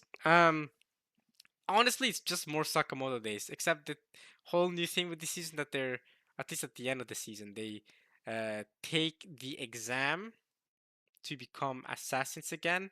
He's already taken it before, but he hasn't because he got through to become an assassin through a special way. I forgot how he did it, Shin. But Sakamoto wants to take the exam because he wants to infiltrate the JCC to find files because he found out that this guy who's causing problems for all Japan, to be honest, because he wants to take down the JCC, which is the Japanese Assassin Association. Maybe it is. It's not. Is the I thought it was JCC, but it might be JAA. JCC, I don't remember. The Japanese Assassin Association, something like that. JAA, let's go with that. So he wants to take it down, and but he used to be a former student himself. So to learn more about him or what's up with him, they infiltrate, and to do that, they have to actually take the exam. So Sakamoto is obviously like one of the best assassins ever, if not historically known as the best assassin. So he takes the exam to get in, but he's obviously doing his dark plans on the side with the deer mask guy and this dude. This dude's a freaking menace. And yeah, I mean the plot is developing. It's thickening. It's progressing from season one. After season one, I thought season one was very okay. I was watching like I'm not really super interested. But season two progressed the plot so well that I'm actually finally convinced. Like, okay, I will stick with the series. I won't just drop it. Like, I'll stick with it. But after season one, I'm not gonna lie, I thought I was just gonna drop it. I wasn't super interested in keeping going. But season two, part two, or not even season two, it's part two because it's they took a one core break. Yeah, it ran until March 2025. Then it took a one core break and came out July. Yeah, so it ended in winter, then came back in summer. So it's only like a one core break. But yeah, um, part two was yeah, it was it definitely developed all the characters. The only thing is Lou kind of went to the back line where in season one she was more of a relevant character, but she went kind of to the back, and the last guy also went to the back. The guy with the sniper guy, where is he? Is he here? No, is the sniper guy here? Yeah, this guy Heisuke. He also kind of went to the sideline, so they're focusing a lot on the main characters, Shin and Sakamoto here. Right? She's also considered main character, but for some reason Heisuke isn't considered main character. That's interesting. What about Nogum is also not considered main character, which is interesting because I think season one might consider him main character, to be honest. Still supporting character. Okay, whatever. Um, but yeah, so it's focusing a lot on Sakamoto and Shin this season. So we'll see in future season if she becomes more important or not, because she's was very much sidelined this season. Um, and yeah, Rion, she's really cool. We've only seen her backstories though, but she's really cool. We got to see her niece this season. I wonder if she's here at all. No, but we got to see her niece this season. She teamed up with them because with Sakamoto and Shane, because her niece is also taking the exam. We don't know where she's at currently, but yeah. And this guy's obviously like he seems like he's going to be the main villain Sakamoto Days. Depend how long is the manga gonna be? Because if the guy who's trying to take on the JCC, oh, the manga's not done yet. Ooh, so maybe he's not the main villain. Because this guy's, if this was Kaiju number 8, this guy would be the main villain of the series, right? And it'd be a lot more rushing if it would end in season 3 or something. But yeah, the plot is progressing. I don't remember the first half of the season that much. I feel like the first half of the season was more monster of the week, not monster of the week, but like villain of the week. Like they go to the amusement park, they fight an assassin who's trying to kill Sakamoto. They beat him. Boom. Next episode. That's how the first half felt like. But I don't exactly remember. Does it the synopsis say a little more? Yeah, Slur. Oh, is that how the season started with the inmates? I thought that happened in season one. But it might have happened in season two, actually. Yeah. Okay, so Slur, this guy, these guys, I don't know, the mask guy, release a lot of inmates who are dangerous criminals out and to kill Sakamoto, right? But or no, just to eliminate targets or whatever. Oh, yeah, Sakamoto is not the only target. Yeah, yeah, because they could were assigned to kill various people. Yeah, because I remember it being like that. But they all get taken down, to be honest. All the inmates get taken down. I guess that's what happened in the first half of the season. Then the second half focus on the whole examination of uh of becoming assassins, right? The Shichun they attacked them in the convenience store. I remember this. Yeah, okay, so that did happen this season. The convenience store attack with Shin and Lu. When the other group of the most skilled Japanese assassin becomes involved, they become involved too. Yep, yep, yep, yep, yep. I remember that. Okay, so the first half of the season is just them dealing with the prison inmates that were released. But it was just kind of like, again, villain of the week. Like, new prison inmate fight and beat and boom. They fight in the convenience store too, but it wasn't that big a deal. The assassination examination arc was a lot more interesting because then because there we got to see more the new characters and we got to see more development of the mainline story, if that makes sense. For real, for real. And also we got to meet a lot of side characters that for some reason don't appear here at all. So like her niece, but we also got to meet that one really cool assassin that can hear things really well. And then the last assassin dude that fought Shin a lot, and he's kind of like dismissive. That guy. You got to meet some new characters, so we'll see how the plot develops. And they were kidnapped at the end of the season, but again, I won't get into too much so I don't spoil things. But yeah, Sakura this part two made me interested. Maybe more interested in coming back to the series of like giving it more of a shot when season two comes out. See how season two does when it does come out. When it does come out. Call of the Night, season two, cinema. Ooh, na na na na na na na, ooh, na na na na na na na na. I freaking love the OST this anime. Season 2 I think is lower rated than season 1. I get why though. I think season 1's gonna be higher. No, actually it is higher rated. What about okay, never mind. People agree. Season 1 is low rated then. 7.95. Come on guys, this anime is freaking peak. I give it a 9 for a reason. This anime is peak.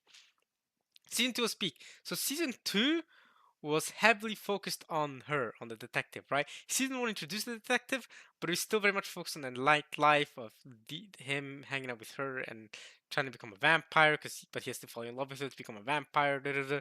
Season 2 is a lot more focused on her and her mess with vampires and why she becomes a detective who wants to kill vampires and all that, and her character arc and her story a lot more for Baxter and stuff like that. So very much focused on the detective, but still focused on nightlife and all that. I mean, it still has that too. But the other characters, while still relevant, fall a little more to the side. Season one focused a lot on the side characters too, and learn about their story. Other than one character, I think the one girl we got to see her story, her vampire story with the other guy. Oh, and we also got to learn a lot more about her as a vampire. Again, I won't spoil anything. Don't worry, go watch it yourself. But it's cinema. It's so good. I love Call of the Night. Season 2 did not disappoint for me. I was worried for second season 2 is gonna be lower than season 1 because typically when a season shifts in tone from a different season, like this season focused more on her and the detective, whereas the psych and whereas the nightlife and psychics kind of like were not as relevant in season 1. Typically when they focus on a lot of backstories and character building like that, a lot of people will rate the season lower. But I'm glad people appreciated it just like I did. And we also got to learn a lot more rules about being a vampire and stuff, which was always sick. And yeah, I mean, if you like season one, keep it going, bro. We're excited. See, I now season three right now. I don't want another 3 year break before season three, man. It took 3 years between season one and season two. We don't want to wait that long again. Have the new season come out 2027, and I'll be happy. Because this came out 2025, right? Yeah, yeah. Have this new season come out 2027. We don't need to wait until 2020. We don't need to wait that long. Come on, man. Give us more Yufka Shinoita. How's the manga doing? It's still ongoing, right? Oh, it's ended. Oh, it ended 2 years. Oh, it ended recently too. Only 2 years ago. It ended recently. So, hey, 20 volumes, 20 chapters. Yeah, you have another couple seasons to go then, don't we? It's very popular too. Damn, that's a popular manga. Makes sense though. 200 chapters. Yeah, I mean you can. How many chapters are adapted per season? Probably like 50, 40. So we can get like at least 4 seasons in total. No, we can get at least another 2 seasons. Surely. But okay, I've talked enough about Yofukashi no Uta to be honest. I mean, you already know what's up. Doctor Stone. This season is this a season where we had the whole episode with Suika? Bro, this season cinema. Wait, this season might be. I rate give it. What did I give season 8? I'm not gonna. This season might be a 9 out of 10. This season was 100% improvement on part one of Science Future. Science Future introduced, Gen X, whatever his name was. What's his name? What's his name? Geno? Uh, what does it say? His name should be here, right?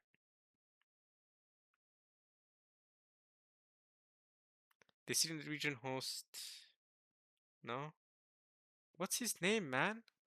What's this dude name? X? Yeah, but his name is like Geno? I feel like I'm messing this up with One Punch Man. Oh boy, One Punch Zeno. Okay, Doctor Zeno. I was gonna say. Okay, so um, yeah, I was mixing Zeno up with Genos from One Punch Man, and One Punch Man. Don't worry, we'll get to that when we get to the fall anime. Don't worry. Holy crap! So soon more introduced these guys because they went to America because they wanted to get corn. They needed that to get, and then eventually now I mean, I don't want to spoil anything. I'm not gonna spoil Doctor Stone. But if you know Doctor Stone, you know Doctor Stone. If you like Doctor Stone, you like Doctor Stone. Doctor Stone is back to peak. I can't lie to you. We had some downtime. I think it was around season 3. After Ryushi was introduced, we had one arc where they were on the island that I didn't care that much for, that island arc. I loved, the first, obviously, the start of Doctor Stone is great. Season 2 with Tsubasa, I think, was really cool. Or Tsukasa, sorry, not Tsubasa, Tsukasa. Then the island arc was kind of like, but to introduce the petrification device there and how it's used, that was cool. And now we're back to Zeno. This first part where they introduce Zeno, they go to America. So they travel from Japan to America, huge long trip. They build a ship with Ryushi. He's become like a main character. Like these are the 5 main characters basically. And where's her at? Where's she at? Where's Kohaku? Kohaku is another main character. I don't know why she's not involved there. And these two, obviously, these are all main characters. Suika is more of a supporting character here, but Suika, I'll get to you in a second. Suika's a freaking goat. So, yeah, they go to America. They find Zeno there. He's also come back, but he has not found a way to replicate the petrification device yet, or how to make it. So only Senku knows how to make it, right?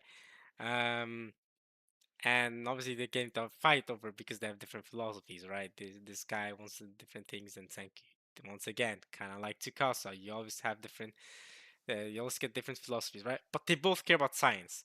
It's just that he doesn't want to bring back everyone similar to Tsukasa, but for different reasons. He believes that if you bring back everyone, bring back the people who are gonna delay science and whatever, right? Like that. I believe it's that type of mindset. Where Senki's like doesn't care about all that. He just wants to bring everyone back, right? Everyone was turned to stone. So they come to this agreement with that. However,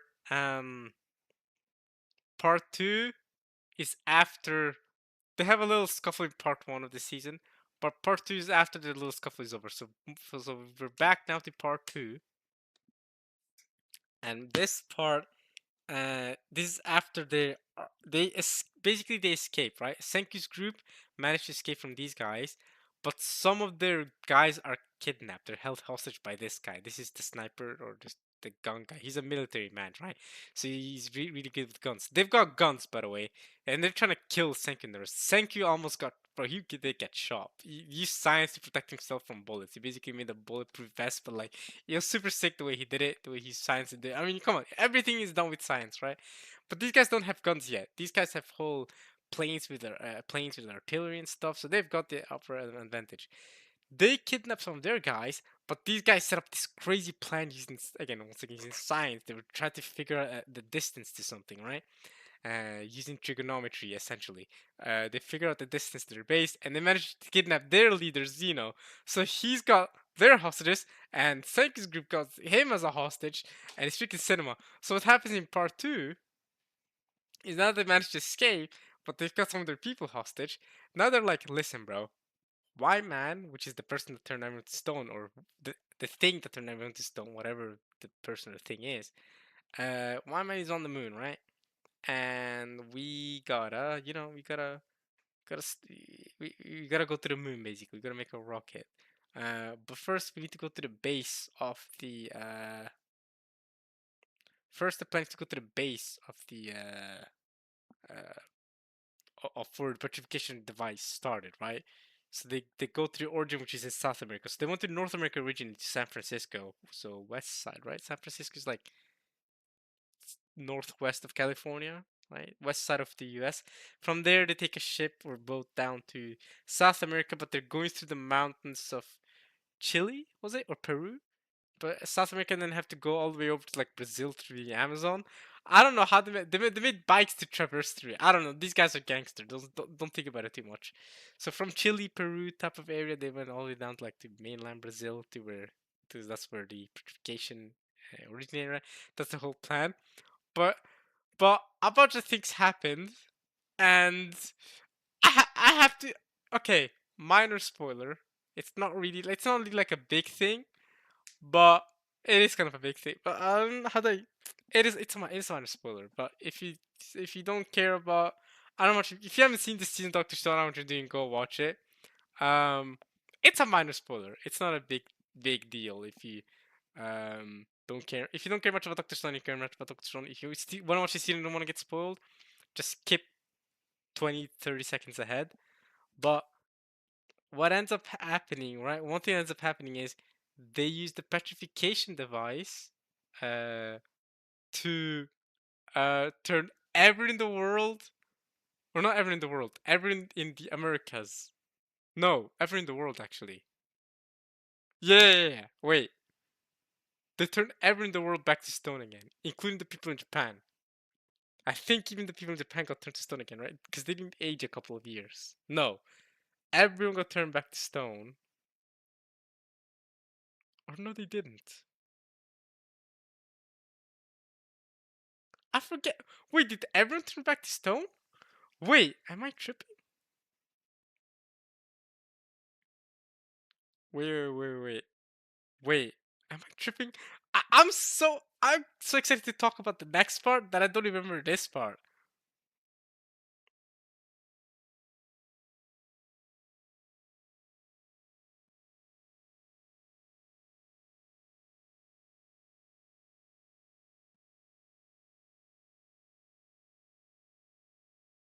One second, guys, because I really want to know this.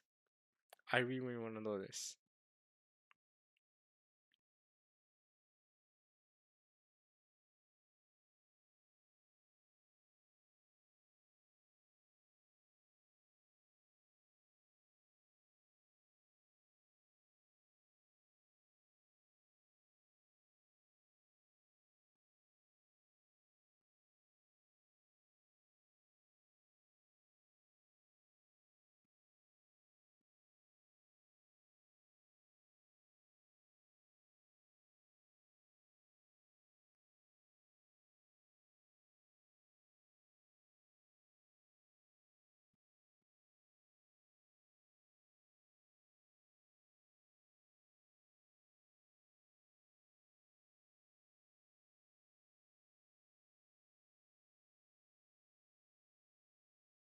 I mean, okay.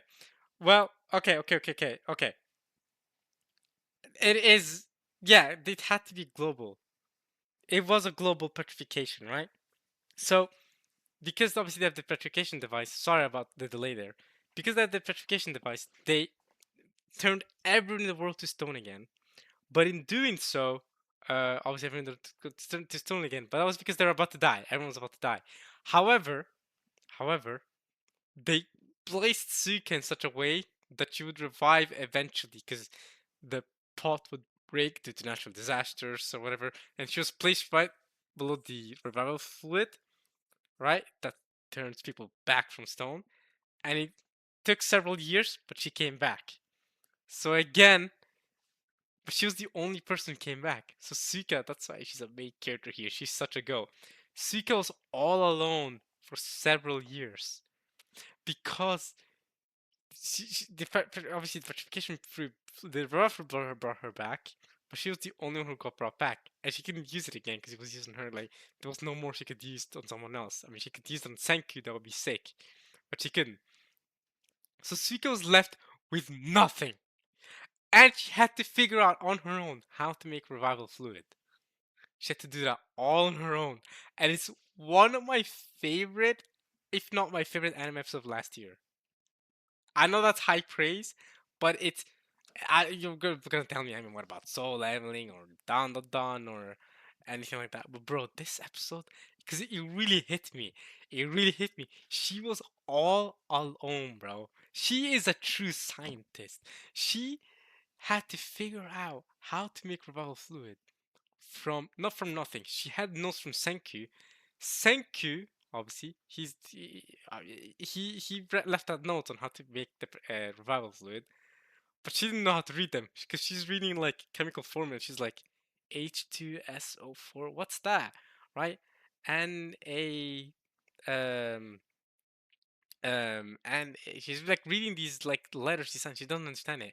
NAS or NaCl. She doesn't really know what she's reading, right? She's confused, but she's looking at the drawings and she's like, I can figure this out. Okay, and she starts slowly and surely, and eventually she realizes she can make the revival fluid by using poop, right? So she uses the poop of animals and stuff like that, puts it in like dirt, but has to cover up and has to wait several years before the poop eventually turns into revival fluid, right? But she understood it and she kept going. She made her own little hut where she could survive for a while, and she's like trial and error, right? Because she kept trying to make revival fluid, it didn't work. She tried again and again, and she had to eat like wild food, right, for several years. So she had to like make her own food. She fished for food. She, you know what I'm saying, had to do what she had to do. You know what I'm saying? And after like how many years, like 4 years or something, all alone, 5 years or something, she became a teenager now. So she looks different now. It's so sick. She did it. She's like, I made the revival fluid. And then the first thing she does, the whole episode is just her trying to figure it out. And she brings back Senku. She's like, Senku, I did it. I made the revival fluid. And Senku accepted. You're like, yeah, you're a scientist, Suika. I knew you'd figure it out. I'm like, this is cinema, bro. That was so cinema, bro. He brought her back. She brought him back, and he's like, nah, you got and he's like, you revived the right person. So horrible, bro. He's like, Senku wakes up. He's like, yeah, don't worry, Sika. You revived the right person first. Senku gets to work immediately. Mass produces revival fluid. Of course he does. But birthday 2004? What the frick? When did everyone get petrified? I forgot. Oh my god. Wait, when did everyone get petrified? You're telling me this dude? Yeah, if it happened in like 2019, this kid is only 15 years old when it happened at the time. He would be 21 now, but in 2025, 6. Actually, he was born January 4th, so actually he'd be 22. That's crazy, Senku. Uh, 188 including his hair. That's funny. That's really funny. 171, 180. Like his hair adds an extra 16, 17 centimeters. That's crazy. That's some long hair. Holy crap. I like that. 187 including his hair.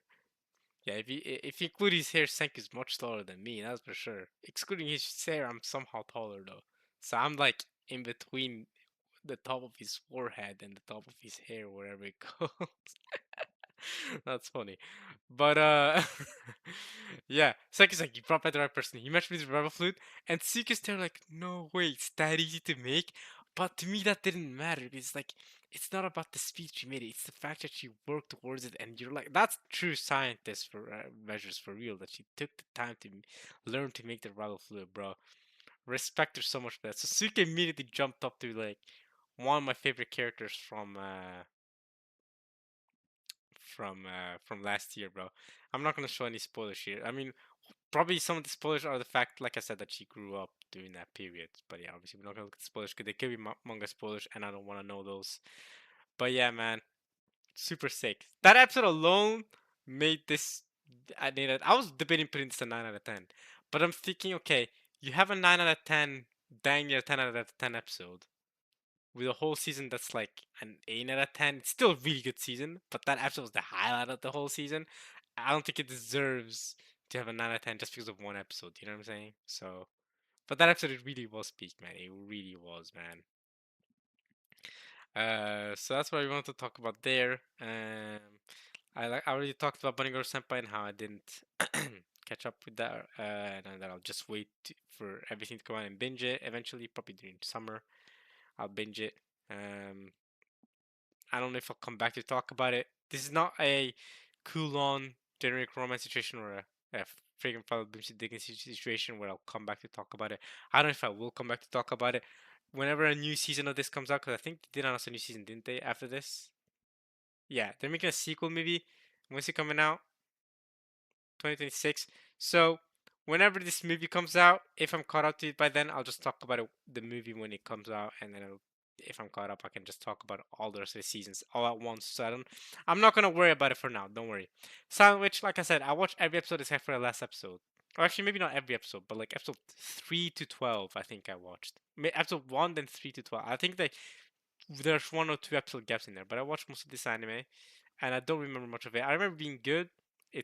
Was nice to look at, but to give you guys a proper opinion, and that's why I also haven't added it to my list. To give you a proper opinion, I feel like I have to rewatch it and like lock in for real to what I'm watching, which I wasn't really locked in that much when I was first watching it.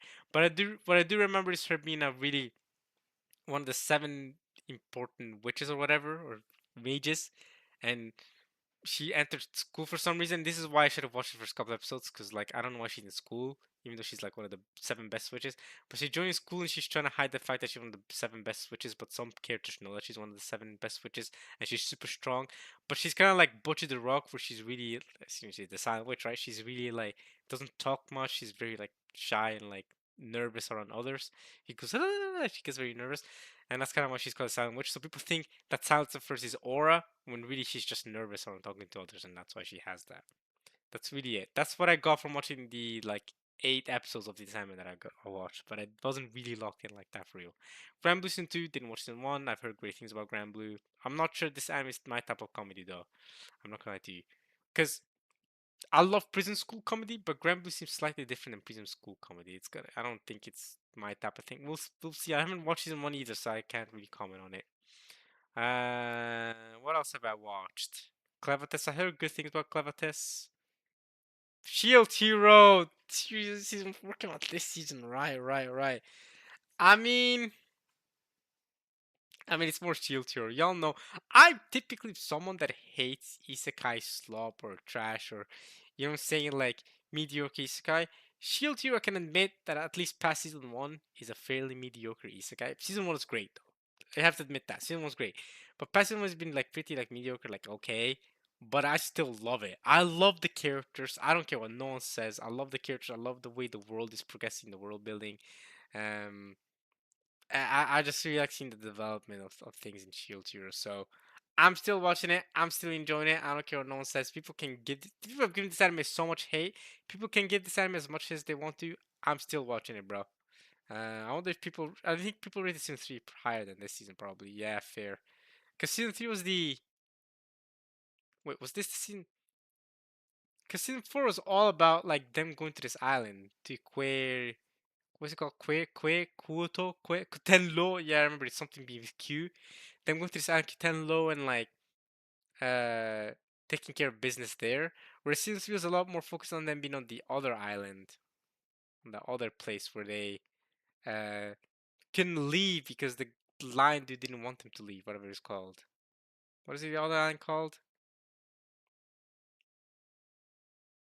I don't know, but there's also people like it happened at the end of the season. To be fair, where season 4 is all about like them going to Kuten Low and stuff. There's going to be season 5 that's been announced. Oh yeah, I'm watching this. I've got my plan to watch. I'm watching this. Is it coming out this year? Not unknown. Okay. Well, yeah, they go to Kutenlo and like save people. Then that's also like Raftalia's like homeland, like the her people. So she's kind of like becomes the new like queen or whatever. It's fun, and there's a new wave coming or something. So Naofimi's still trying to gather the freaking heroes together. He's got all of them except for this freaking spear guy. He's doing his own side quest with the B word woman. What's her name? Malty S. Okay, we can call her Malty, but that's not her official name, right? What the heck is Atlas picture? What is this? I guess it's from the light novels. But that's not her actual name, right? That might be a spoiler. She's renamed. Yeah, she's renamed the B word by the queen for her crime. So, the B word, call her that or Malty. He's still doing the spear. He's still doing side quests with her. So, hmm. But okay, that's Shield Hero. I mean, y'all already know what's up. It's season 4, right? You know what I'm saying? It's still developing, but yeah, like I said, a new wave is coming soon. So season 5 seems to be to be a season where it's gonna be more of a climax type of thing. We're seeing for still developing things. However, I will say I'm interested in the whole different timelines thing, or different not different timelines, different worlds, because there's people who are isekai to other worlds in the Shield Hero world that came to our world and interacted with Naofumi. So I wonder how that's gonna play out too. Okay. Wait, this guy's second season? That's crazy. Like this kid with the massive thighs. You see the massive thighs he has? That was like everyone was commenting on that when he was coming out. The first season was at least. Was this the second season or part two? I think it's second season. Yeah, it is second season. It's definitely a light novel. Look at the length of that title. This is also a light novel, guaranteed. I mean,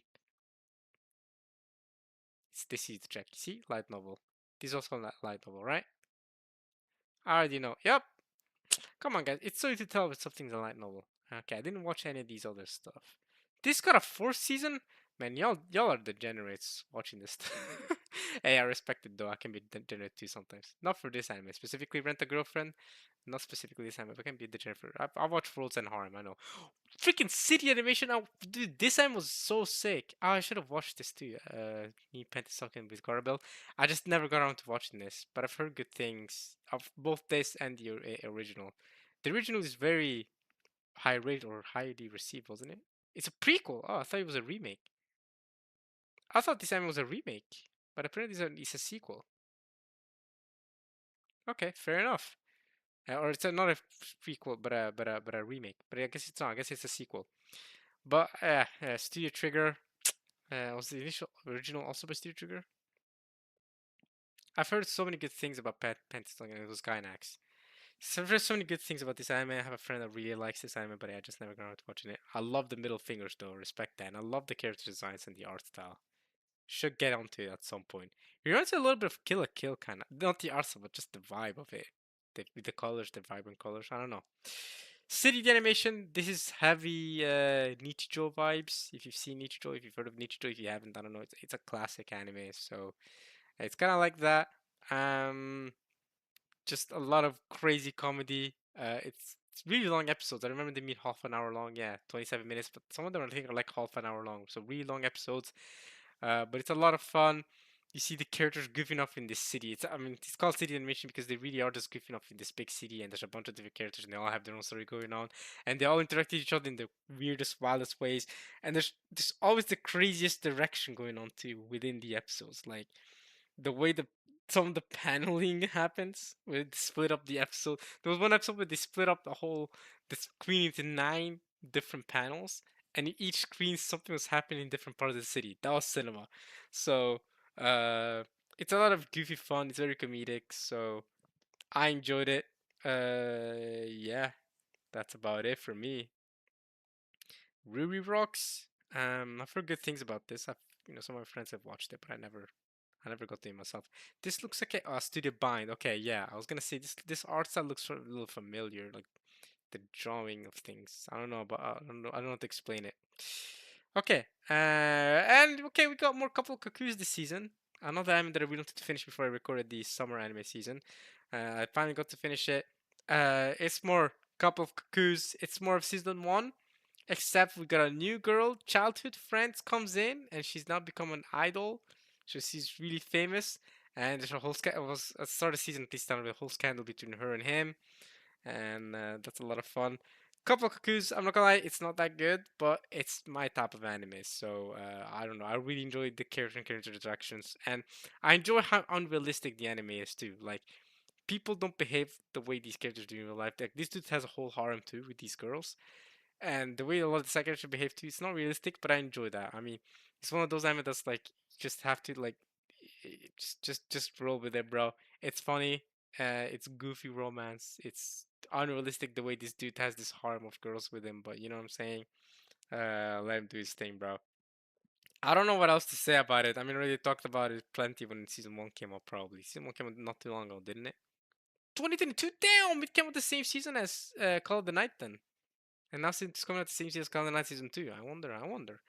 I'm definitely more excited for Call of the Night than Couple of Cuckoos to say the least. But yeah, it was more just goofy fun with the girls. Not really much for romance development. I mean, some kisses, quote unquote, that saying, and some misunderstandings. But you know, it's a couple of cookies. So I wonder if if eventually he really will stick with just one of these girls, or if he's just gonna like tiptoe around the idea the entire way through. Is the manga even finished, bro? The manga's not even finished. He's probably just gonna keep tiptoeing around which girl he wants to date forever, for real. So yeah, but I'm here for it. I like the goofy, unrealistic content, so I'm here for it. All right, not much else to say for any of these other stuff because I haven't seen them. Haven't seen any of these anime. Vending Machine got a second season. Vending Machine Isekai. Haven't seen any of these anime. How is this not an? Is this not an ecchi anime? I'm just looking at posters. I'm looking at the way. Why are the women posing like this? This looks like an ecchi anime as well as the way the women are designed. It seems to be ecchi, but it's not. I know it has a lot of fan service, even if the ecchi tag's in there. You know it has. Look at the freaking poster. This has a lot of fan service, even if ecchi tag is in there. More bro. There's freaking spamming Toilet Bound Hanako-kun. I feel like every season I'm seeing this anime, bro. Futari solo camp. So it's not a solo camp because there's two of you. Futari means two of you, right? So two solo camp is for two. Yeah, like you think I don't know Japanese to some degree? Like Futari means that there's two of you solo camping. Okay, whatever. Game center. I don't know what this is. Food court. Oh yeah, I watched this too. Um, this was a lot of fun as well. Like, she also. It's just gonna it's just these girls talking to each other when they go to this mall, basically, and they like order drinks or like desserts and stuff.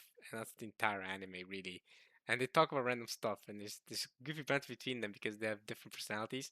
But they also like end up doing the wildest things to each other, especially her. She kind of wilds out. There's a lot of comedy involved too. But it's a slice of life. It's chill, relaxing anime. It's nothing too crazy. Also, she kind of is like an interesting type of gyaru. She used to, yeah, she didn't, she also dyed her hair blonde because you can tell, but yeah. I don't know why the Gyaro is always designed with like having a slightly tanned skin or whatever. Bad Girl. That's the name of the anime, guys. Bad Girl. I've not watched it. I don't know what this is. Arknight's got an anime. Oh yeah, I remember. I remember seeing the trailer for this actually, way before it came out. But Chijuku Sensei Nube. Hotel Inhumans. Oh, what? I remember hearing about Apocalypse Hotel being a thing. Karaoke Iko. Oh yeah, I remember watching one episode of this or two episodes with some friends of mine, but didn't watch enough to get a proper opinion for you guys. But it also didn't interest me enough to watch it fully, to be fair. So Turkey, just Turkey. What a name for anime. It's either like a light novel, super long name, or just Turkey. I guess. Sure. I did watch this though. This was the Space Galactic anime thing. It's a bunch of short episodes though, so it's only like 2 3 minute episodes. So it's not that long. I mean if you start quote unquote binging it now, you finish it in half an hour. Really, it's that short. So actually it's just 12 episodes, 3 minutes, so 36 minutes to be exact. But I mean, yeah, it's really short, but it's a lot of fun and this anime is really good. It's surprisingly good. It's a short like skit thing. Every episode's kind of a skit, but it has a story and it kind of drags you along throughout every single episode. Like, okay, what are we building up to? Okay, okay, okay, and eventually it all heats up, and it's a lot of fun. There's so much comedy. It's hilarious. Like the dialogue, the way the characters talk to each other is really, it's really creative. It's for sure, for sure. It also has like different type of animation. It's not 2D, it's like 3D, interesting style of animation. But I enjoyed it for sure. Like I would recommend it. It's pretty fun, and like I said, it's not a long watch at all. Y'all can probably like, finish it fairly quickly. So well recommended for sure, at least from me. Anything else did we talk about? We'll also check the movie on a OVA section in case I miss anything in there, because there's typically always something in there. Wait, which watch was continuing this season? Huh, we already talked plenty about which was last time, so I don't need to talk about it now. I already talked about how to watch Summer Pockets, but never did, so we're fine there. Okay. Any movies, ONAs, or anything you want to talk about? ONA Takopi, I think I already talked about it, didn't I? Yeah, I already talked about Takopi because these are continuing from June. So Takopi and To Be Hero X I already talked about. And Lord of Mysteries, I already talked about these anime. Chainsaw Man recap, I already talked about all these. Leviathan, Cat's Eye. I watched, I think, the first episode of Cat's Eye. I remember this. I watched Bullet 2. This anime was so freaking mid. Holy crap! I can't believe I watched all of it. I watched all of it because like my friends wanted to watch it, but like, I'm not gonna lie to you. This anime was so mid, so freaking mid. They really enjoyed the first episode, the first 2 episodes, but man, I could have gone without watching this anime, man. Um, but yeah, I don't know how to explain it. It's like a sci-fi thing where this this dude was the main character. Yeah, this guy has like this. He's got like a robo companion, and then like his car that he drives with, and is like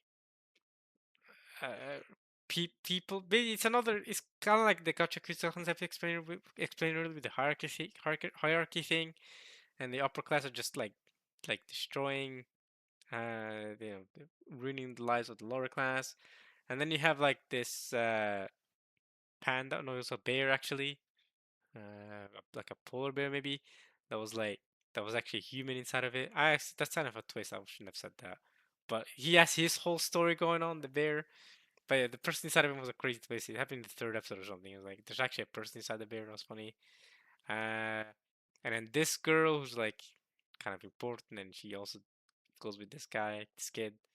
And then they fight against like these dudes and stuff, and then they like fight against the upper class because they are like ruining the world or whatever. It was very uninspiring. I can't lie to you. The fact that I can barely, anime didn't inspire me that much when I can barely recall the events and tell you guys what really happened for real. Like, you know how I could talk about Gacha Kuro for so long to you guys about the story, the power system, and all that. That's because I'm actually interested in it. Why could I talk so much about Doctor Stone? Because I was actually interested in it. Like, this time was so inspiring. I'm like half recalling events, bro. Genuinely half recalling events. So I think I'm done with it there. I do not recommend it. I regret watching it myself, to be honest. Pokemon Concierge Part 2. So what is like even this? I've seen this thing. It doesn't. It's not replacing the actual Pokemon, right? The Pokemon series is still continuing. No longer with Ash Ketchum, but it's still continuing, right? Hey, yo! This poster is insane. Yo, who's taking a picture of this?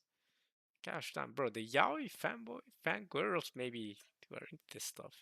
Yeah, y'all are popping off. It's only 6 minute episodes for y'all, so you don't get that much gay love. Go have that. Alright, what is this? Dungeons and television. What? What anime are we even making at this point? What do you mean question mark episodes? It is not full. Is it not done airing? Okay, we're getting to a bunch of Chinese anime. For Sugar Rain? Wait, what? Wait, what is Sugar Rain? Cause I'm not gonna lie, this art looks fun. Like I like the art style. I might look at it later. Especially 'cause the 20th anniversary, so it has a lot of. It's a 6 minute thing. It has a lot of It's old. So it probably has an anime like already adapted before, so I'm gonna look at it later. Anything special here, bro? Chinese anime is also going crazy recently. Not these specifically, but just in general.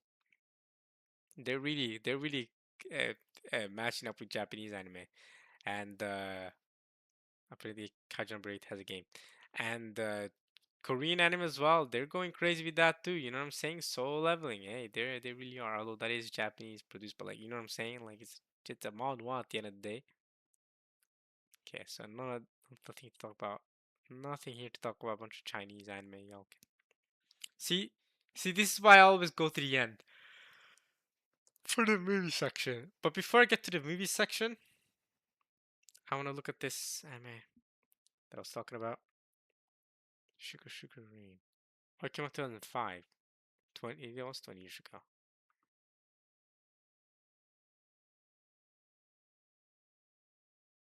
Interesting. Interesting art style. Is it a magical girl show? She looks like a witch. It's comedy, drama, Mahou Shoujo. Yeah, I knew it. It's like a magical girl anime. Okay. Interesting. 51 episodes. It does seem interesting. I do like the art style. I don't know. Something about the faces intrigue me, but this seems more feminine than the 20th anniversary collaboration thing. Yeah, cuz this looked less feminine to me. Like less like this to me screams anime made for 12-year-old girls or something.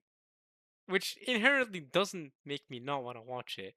But you know what I'm saying? Like the pink border and everything, the very like it feels like I don't know how to explain the art style. It feels like art style for girls, for like teenage girls, where which is again inherently it does not turn me off from watching an anime. But I look at this and I'm thinking this looks more like you know what I'm saying, more like an anime where it's neutral gender, like it's more inviting for guys to watch it too in a sense. I don't know. Some of this poster is less coded than just this is an anime for girls clearly.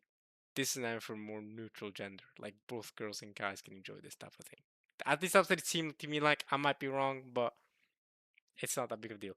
Back to the movies, because we have some movies to talk about. I've heard good things about 100 meters, I believe it's called. I've heard good things about this. Hyaku M, I believe that means 100 M's, 100 meters. Hyaku is 100, and M is just meters. I think it's called 100 meters. Yeah, 100 meters. I've heard good things about it. I haven't watched it. I'm still debating it whether I want to watch it or not. But like I said, I have heard good things about it. It's a running anime, so I bet it's gonna be a running anime. We get to see a lot of character stories and stuff. So I bet that's the appeal. Again, all this is just me assuming what the appeal for this anime is, which is cool enough. But the anime that they made a Summer Pockets maybe. Oh, it's a compilation. I was gonna say, bro, no way this anime is like doing so well. It's been received so well that it has a movie. Because then, like, if it's doing that well, maybe I should watch the anime. Bond, this is the Giga anime, isn't it? I did watch it. Um, it was fine. Do I even add it to my list? It was fine. It was like I mean, I appreciate Giga. I'll give it like a 7 myself. But there wasn't much to go off of. I feel like it was only 18 minutes, and I didn't get too much to go off of. And obviously, I know it's an expensive anime is expensive to make, and Giga alone is doing all of this. So the OST is amazing because he got your boy made in a best boy to make it. So lucky him. I mean, if I could get someone to do my soundtrack, it would be Penkin. What's the name again? Something Penkin. Pen. Winter 2026. What are we doing? We need to go to summer 2025. What was the name? Penkin? Something Penkin. If you look here, it'll tell us. Kevin Penkin, yeah. Yeah, if you want someone to be making music for you, Kevin Penkin is a solid shout. Bro, the Made in Abyss music, I still got that on, bro.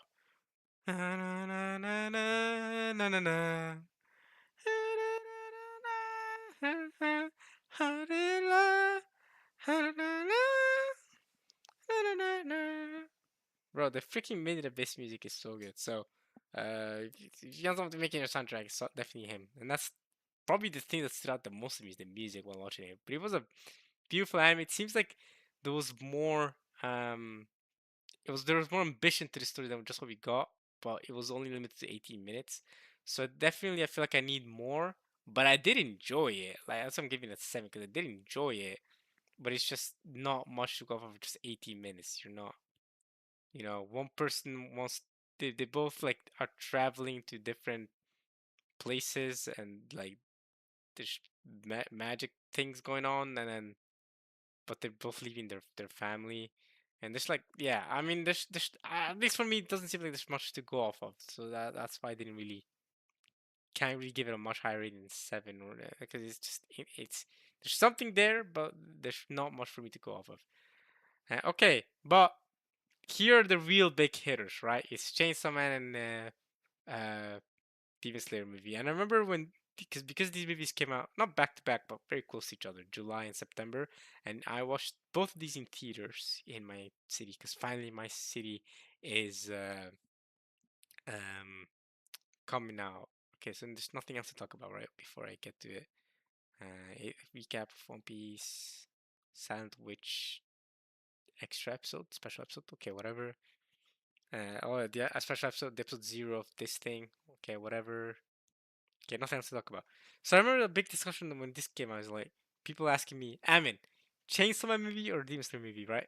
People were asking this question to me before the Chainsaw Man movie came out, and I remember thinking, I'm gonna have to watch the Resident movie uh, before I make a decision. Like, okay, which movie I think is better. Now that I've watched both, I mean, you can probably see by the rating. So I guess I've already spoiled it because of the rating, but bro, the Resident movie is absolute cinema. Literally, I watch it in theaters, but it's absolute cinema. I love the Demon Slayer movie too, though. This is like the best Demon Slayer has been since season 2 or 3. I thought this was better in season 3. A lot of people have complaints about this movie. I'll just talk about this movie in tandem, but well, like why not? Let's just switch back and forth. A lot of people were not hating on this movie, but didn't like how much we got of Akaza's backstory that took too much of the movie. It's a really long movie, by the way. It's 155 minutes. Is that true? Yes. Yes, it was like 2.5 hours. It was a really, really long movie, whereas Chainsaw Man movie is a lot shorter. That's one thing I will say. Like, it doesn't take any near as long to watch a Chainsaw Man movie. But this movie didn't feel like 2.5 hours. When the 2.5 hours ended, I was like, dang, I watched cinema. I watched greatness. The fights, some movie, there's a lot of fights. The fights were good. The deaths were heartbreaking. Oh my goodness! Demon Slayer they do deaths is so good. Um, but it wasn't just about the fights and death, obviously. But um, the Akaza is like I mean, it says Akaza Samurai, so this movie is very much Akaza Returns. This movie is focused on Akaza, right? And his story and his backstory and him as a character. I won't spoil it. Don't worry. I won't tell what happened in the end. I won't tell you who died or which main characters died or side characters died and which villains died. But it's an Akaza, you know, a specialized movie. So we got to see a lot of him. Got to see a lot of them, fighting in the Infinity Castle. It's gonna be 3 of these movies. It's gonna be movie 2. Movie 3 is just gonna finish it all off.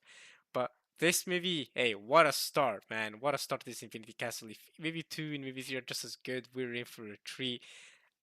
I can't believe they kept such gorgeous animation for 2.5 hours of a movie. It looks so good. Great fight scenes. I can't say too much without spoiling, but it's just really them fighting against their villains, right? The upper guys down in the Infinity Castle, and they're trying to reach Muzan. They're trying to use their crows to reach Muzan. That's about it. I can't say too much, and they fight against them, obviously. Can't say too much without spoiling anything. It's a great movie. It's a spectacle. It's more Demon Slayer.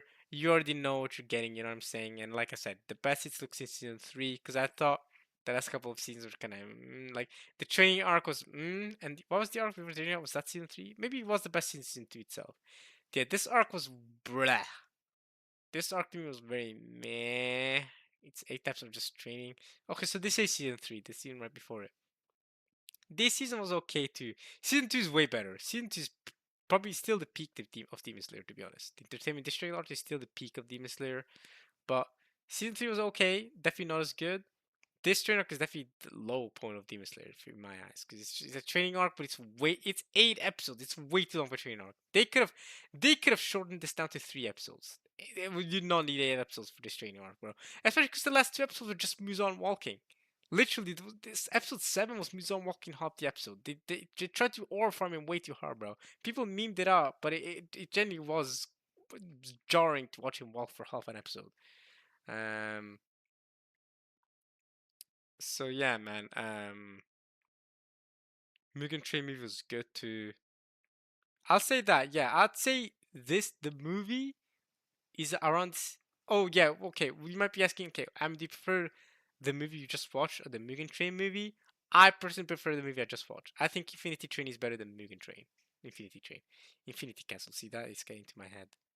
I prefer this movie over Mugen Train, but I prefer the train. Like if I had to rank Demon Slayer seasons or movies to each other, I'd say Entertainment District is number one.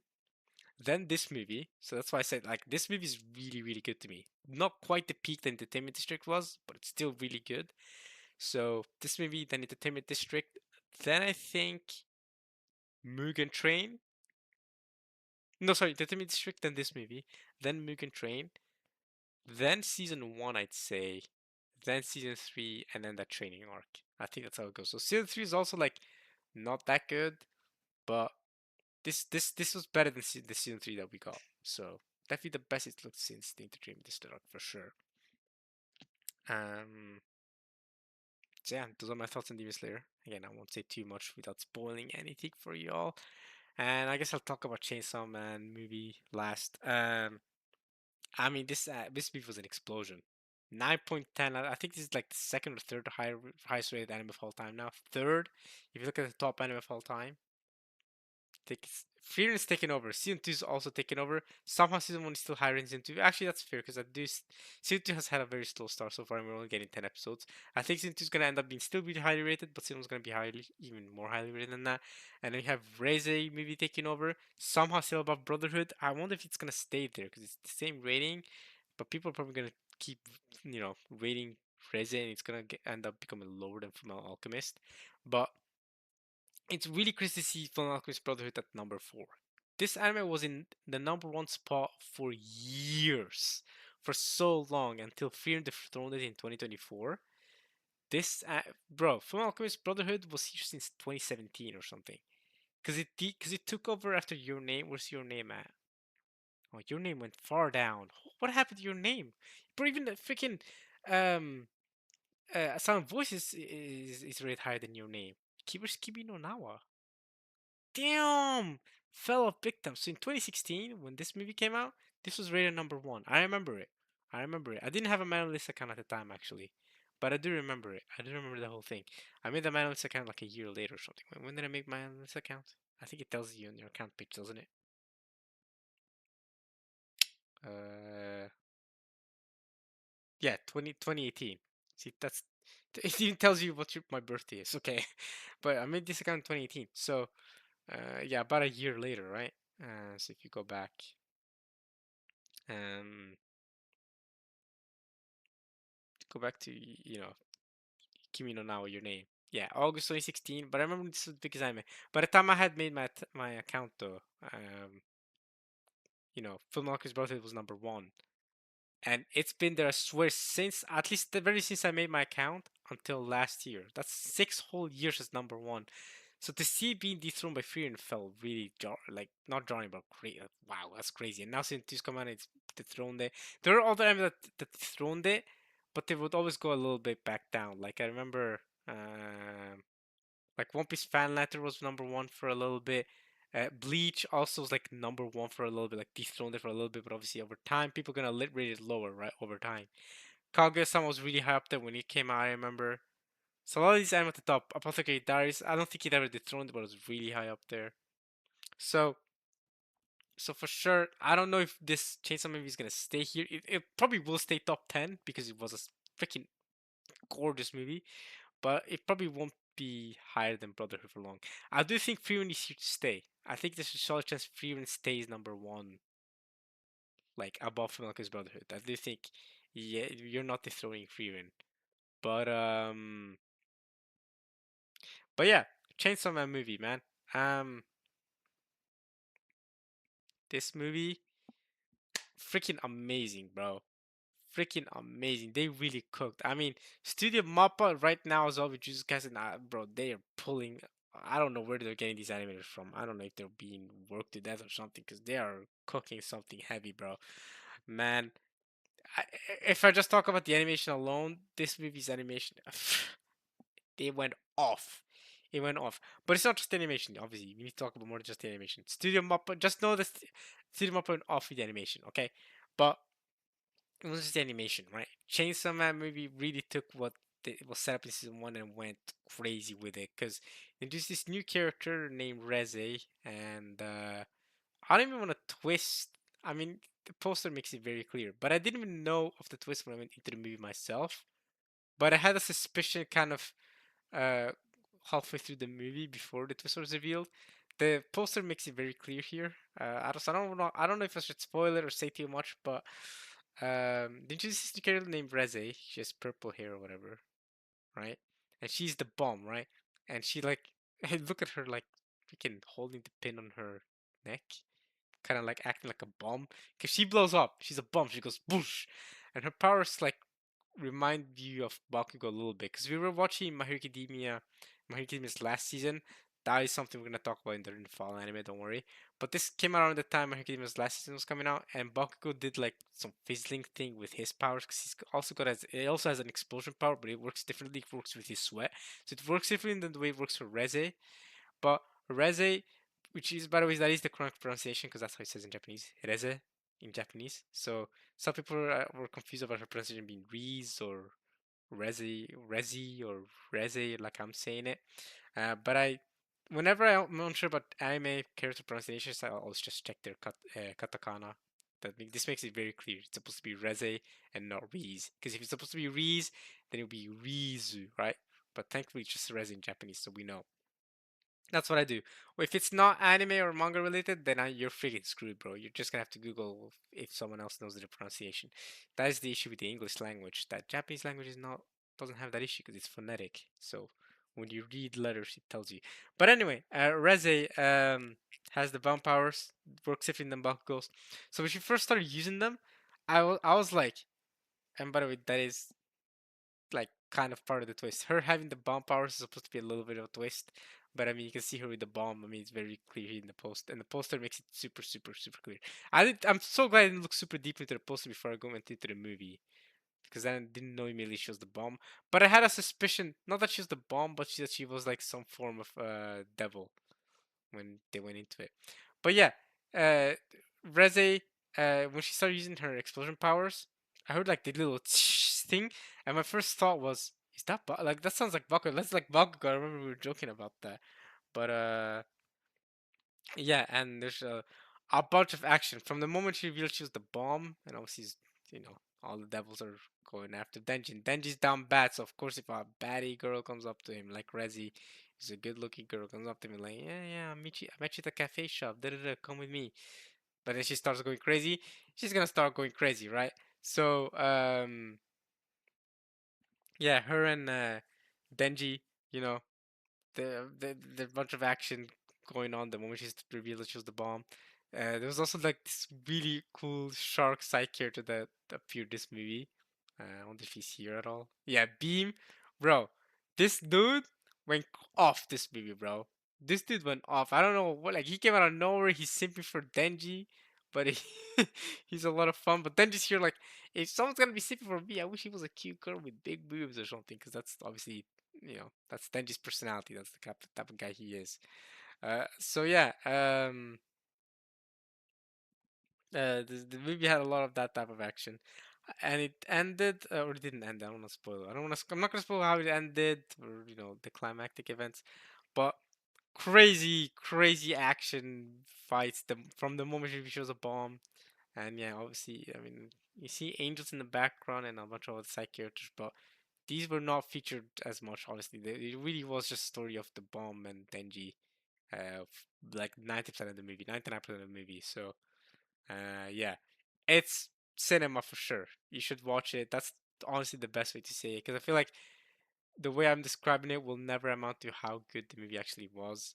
Um, there was also a really sick like pool scene they adapted. That was really, really good. So, um, yeah. and I prefer it over the Demon Slayer movie. That was my answer eventually. Did that like if I had to pick one of them, which one I'd pick? I'd pick the Chainsaw Man movie. But also, if I had to pick one of the two series in general, I think I'd pick. Maybe not. Maybe not yet. I don't know if I pick Chainsaw Man over Demon Slayer yet. Because Demon Slayer has so much more seasons and plot development stuff. Chainsaw Man, I feel like just this movie and season one, I don't have enough to really do much. And I don't know if Chainsaw Man is gonna keep making movies or if is going to do seasons. I think it's better off doing seasons because now we're getting Chainsaw Man once every 3 years or something. That is the downside of doing movies. Now I know they've adapted a sequel, but is it a movie or not? Have they even announced if it's gonna be a season or if it's going to be a movie? Because it says Assassin's Arc. Because if it's going to be a season, then we don't have to wait as long for very low content. Like a movie can only adapt a limited amount of content. A season can adapt the whole season, but obviously it's gonna have less sick animation production. Like this movie had some crazy animation. That's the advantage of having a movie. The disadvantage is it takes a while for it to come out, and you only get a limited amount of content. And another disadvantage used to be that it took forever for translations to come out, especially officially and stuff. And for you to find the movie officially was really difficult. But now, especially with really popular movies, popular anime, we're getting translation really quickly, and we're getting them in theaters in our home city. So I can just like go to my home uh, movie theater and buy the movie, right? Like buy a ticket for the movie and watch it with my friends. So that's another option. However, um, for anime that are more obscure, this isn't always possible. So, for example, the movie that came out for Bunny Girl Senpai obviously did not come out in theaters. Um, so that's one example of a movie that wouldn't come out. I think the Jujutsu Kaisen movie did come out. The compilation movie that showed the first episodes, I think that did come out in theaters. And even the Demon Slayer compilation movie, I think came out in theaters too. So they do care, they do get enough profit from those to decide to show them. But um, yeah, lesser known anime movies are never gonna end up in theaters. It's only gotta be like a One Piece, like a One Piece movie. Film Red came out in theaters. It's either gonna be a One Piece, a Chainsaw Man, or a Demon Slayer type of deal for it to come out in theaters. You're not gonna get Hyaku Emu or in 100 meters in theaters. You're not. This type of anime movie, you have to watch it when the translation for it to come out and watch it on your own. So yeah. But that's it for my summer anime in review. I think I'm done. I said I didn't want to spend 3 hours on this, but I'm pretty sure I spent dang near maybe 2 hours on this. I don't know how much, probably 2 hours at least. I know there's a lot to talk about, but there's hopefully, luckily, I'm pretty sure less to talk about in fall than in summer.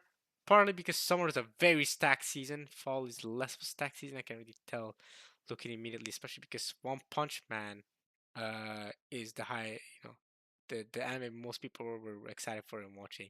Just that alone tells me how little stacked this was in comparison. But of course, there's still things that seem to be talked about. To Eternity is still ongoing. See, this is another thing. Like, it might be a good idea for me to wait until the end of the winter season to make this, so I can talk more in depth about Your Eternity, because I have a lot to say about Your Eternity season 3. Um, and that is different from season 1 and season 2, and the way I see public opinion or other people's opinion of season 3 in comparison to season 1 and 2, which, as you can see here, higher rated. So I have my own comments on it, I have my own take, but I'll get to it when I make my fall in review video. I think I mean I don't need all 22 episodes to get to it. I've watched more than half of the season, 15 out of 22 episodes. I think there's a 16th episodes come out as well that I haven't watched yet, so I'll watch that for sure. At least maybe 17th episode as well. I'll watch when those episodes come out.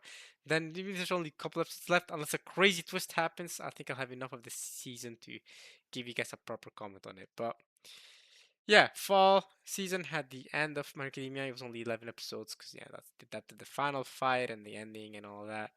I'll talk about it, but there's not doesn't seem to be that much to talk about. Spy Family.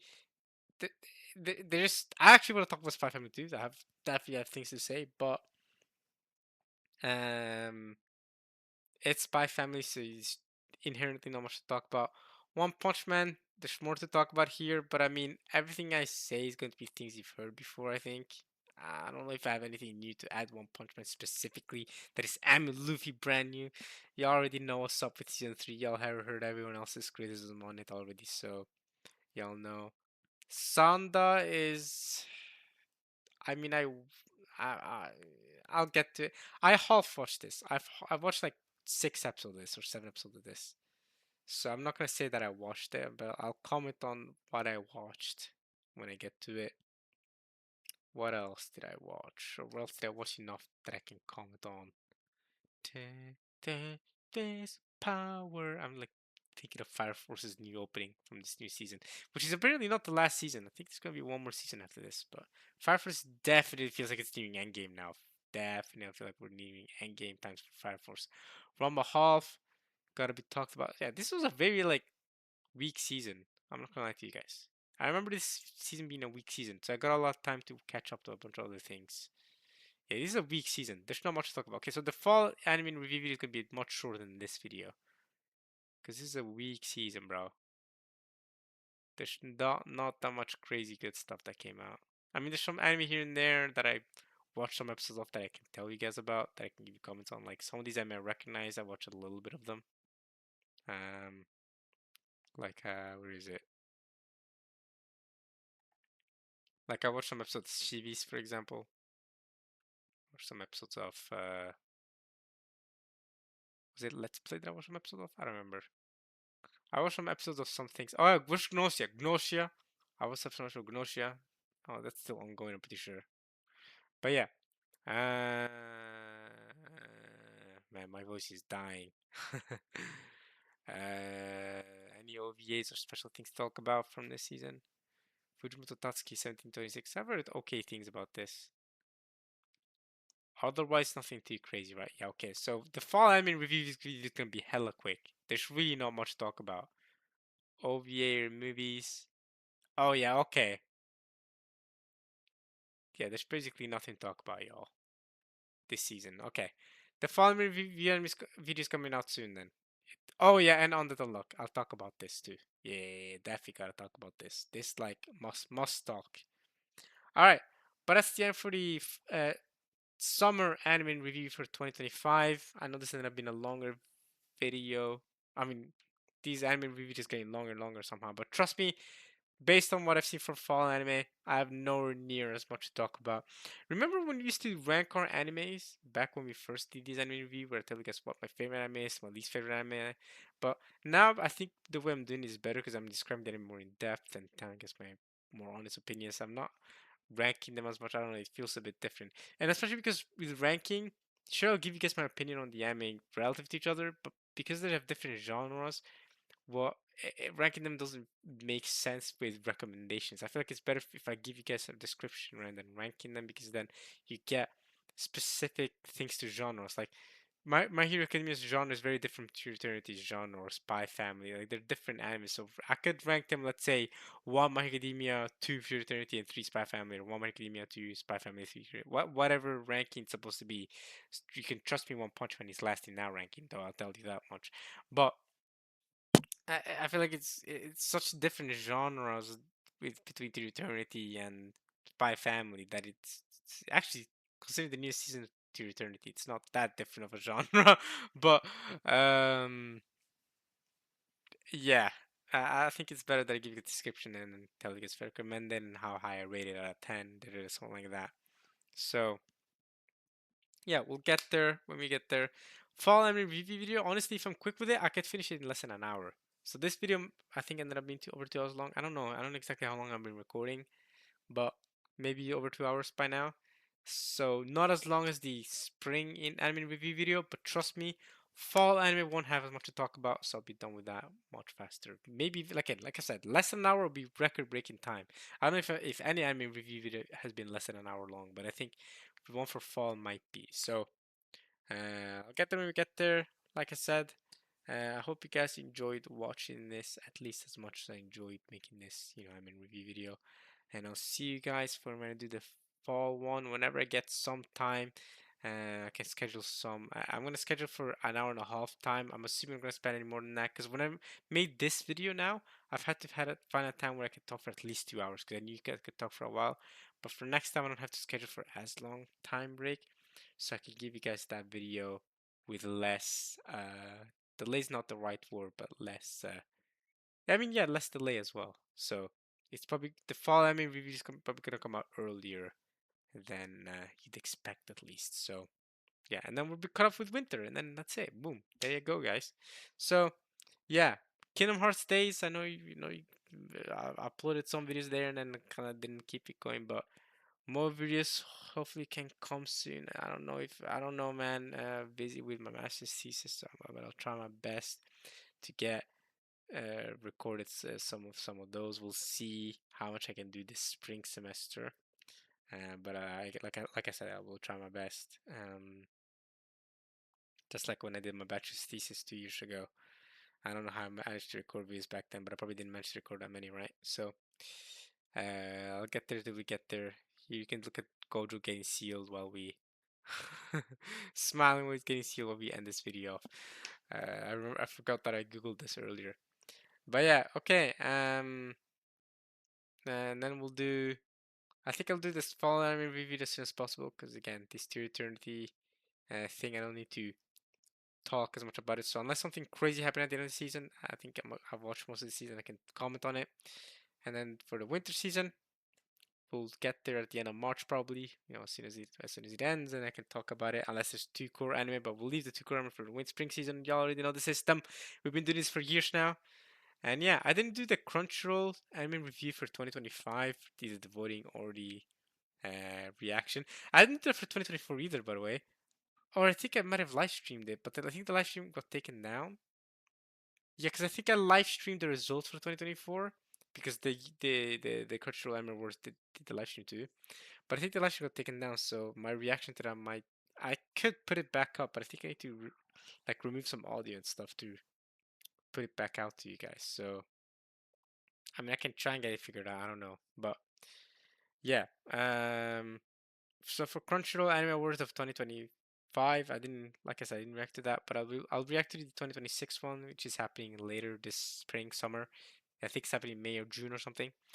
So I'll do that when that comes out. But for 2025, I'll be honest, there's nothing to react to. Solo Leveling 1, that's all you need to know, bro. Solo Leveling 1 anime of the year. I don't care about reacting about anything else. I'm not gonna tell you. Like, I think the yes, with Solo Leveling 1 for 2024, yeah, even though season 2 came out in 2025. Okay, whatever. We'll see what's gonna win for 2025. Anime Awards 2026, which obviously ranks the anime for 2025. I'll get to those when it happens in May, and then I'll do the voting and the reaction as always. If they live stream again, I don't know if I'll keep up with the live stream myself at the same time or whether I just do a video of the reaction. I'll do a bit of the reaction of what won and what didn't win. I think that's better so that the video doesn't get taken down in the future like it did in 2024. So, alright, guys. I hope you enjoy watching this anime review at least as much as I enjoyed doing it. I'll see you guys when I do the fall one very soon, hopefully. And yeah, it's my Melissa account. You can add me. It's free for all, to be honest. Anyone who's ever added me, I've accepted because I've got random people sending me random friend requests.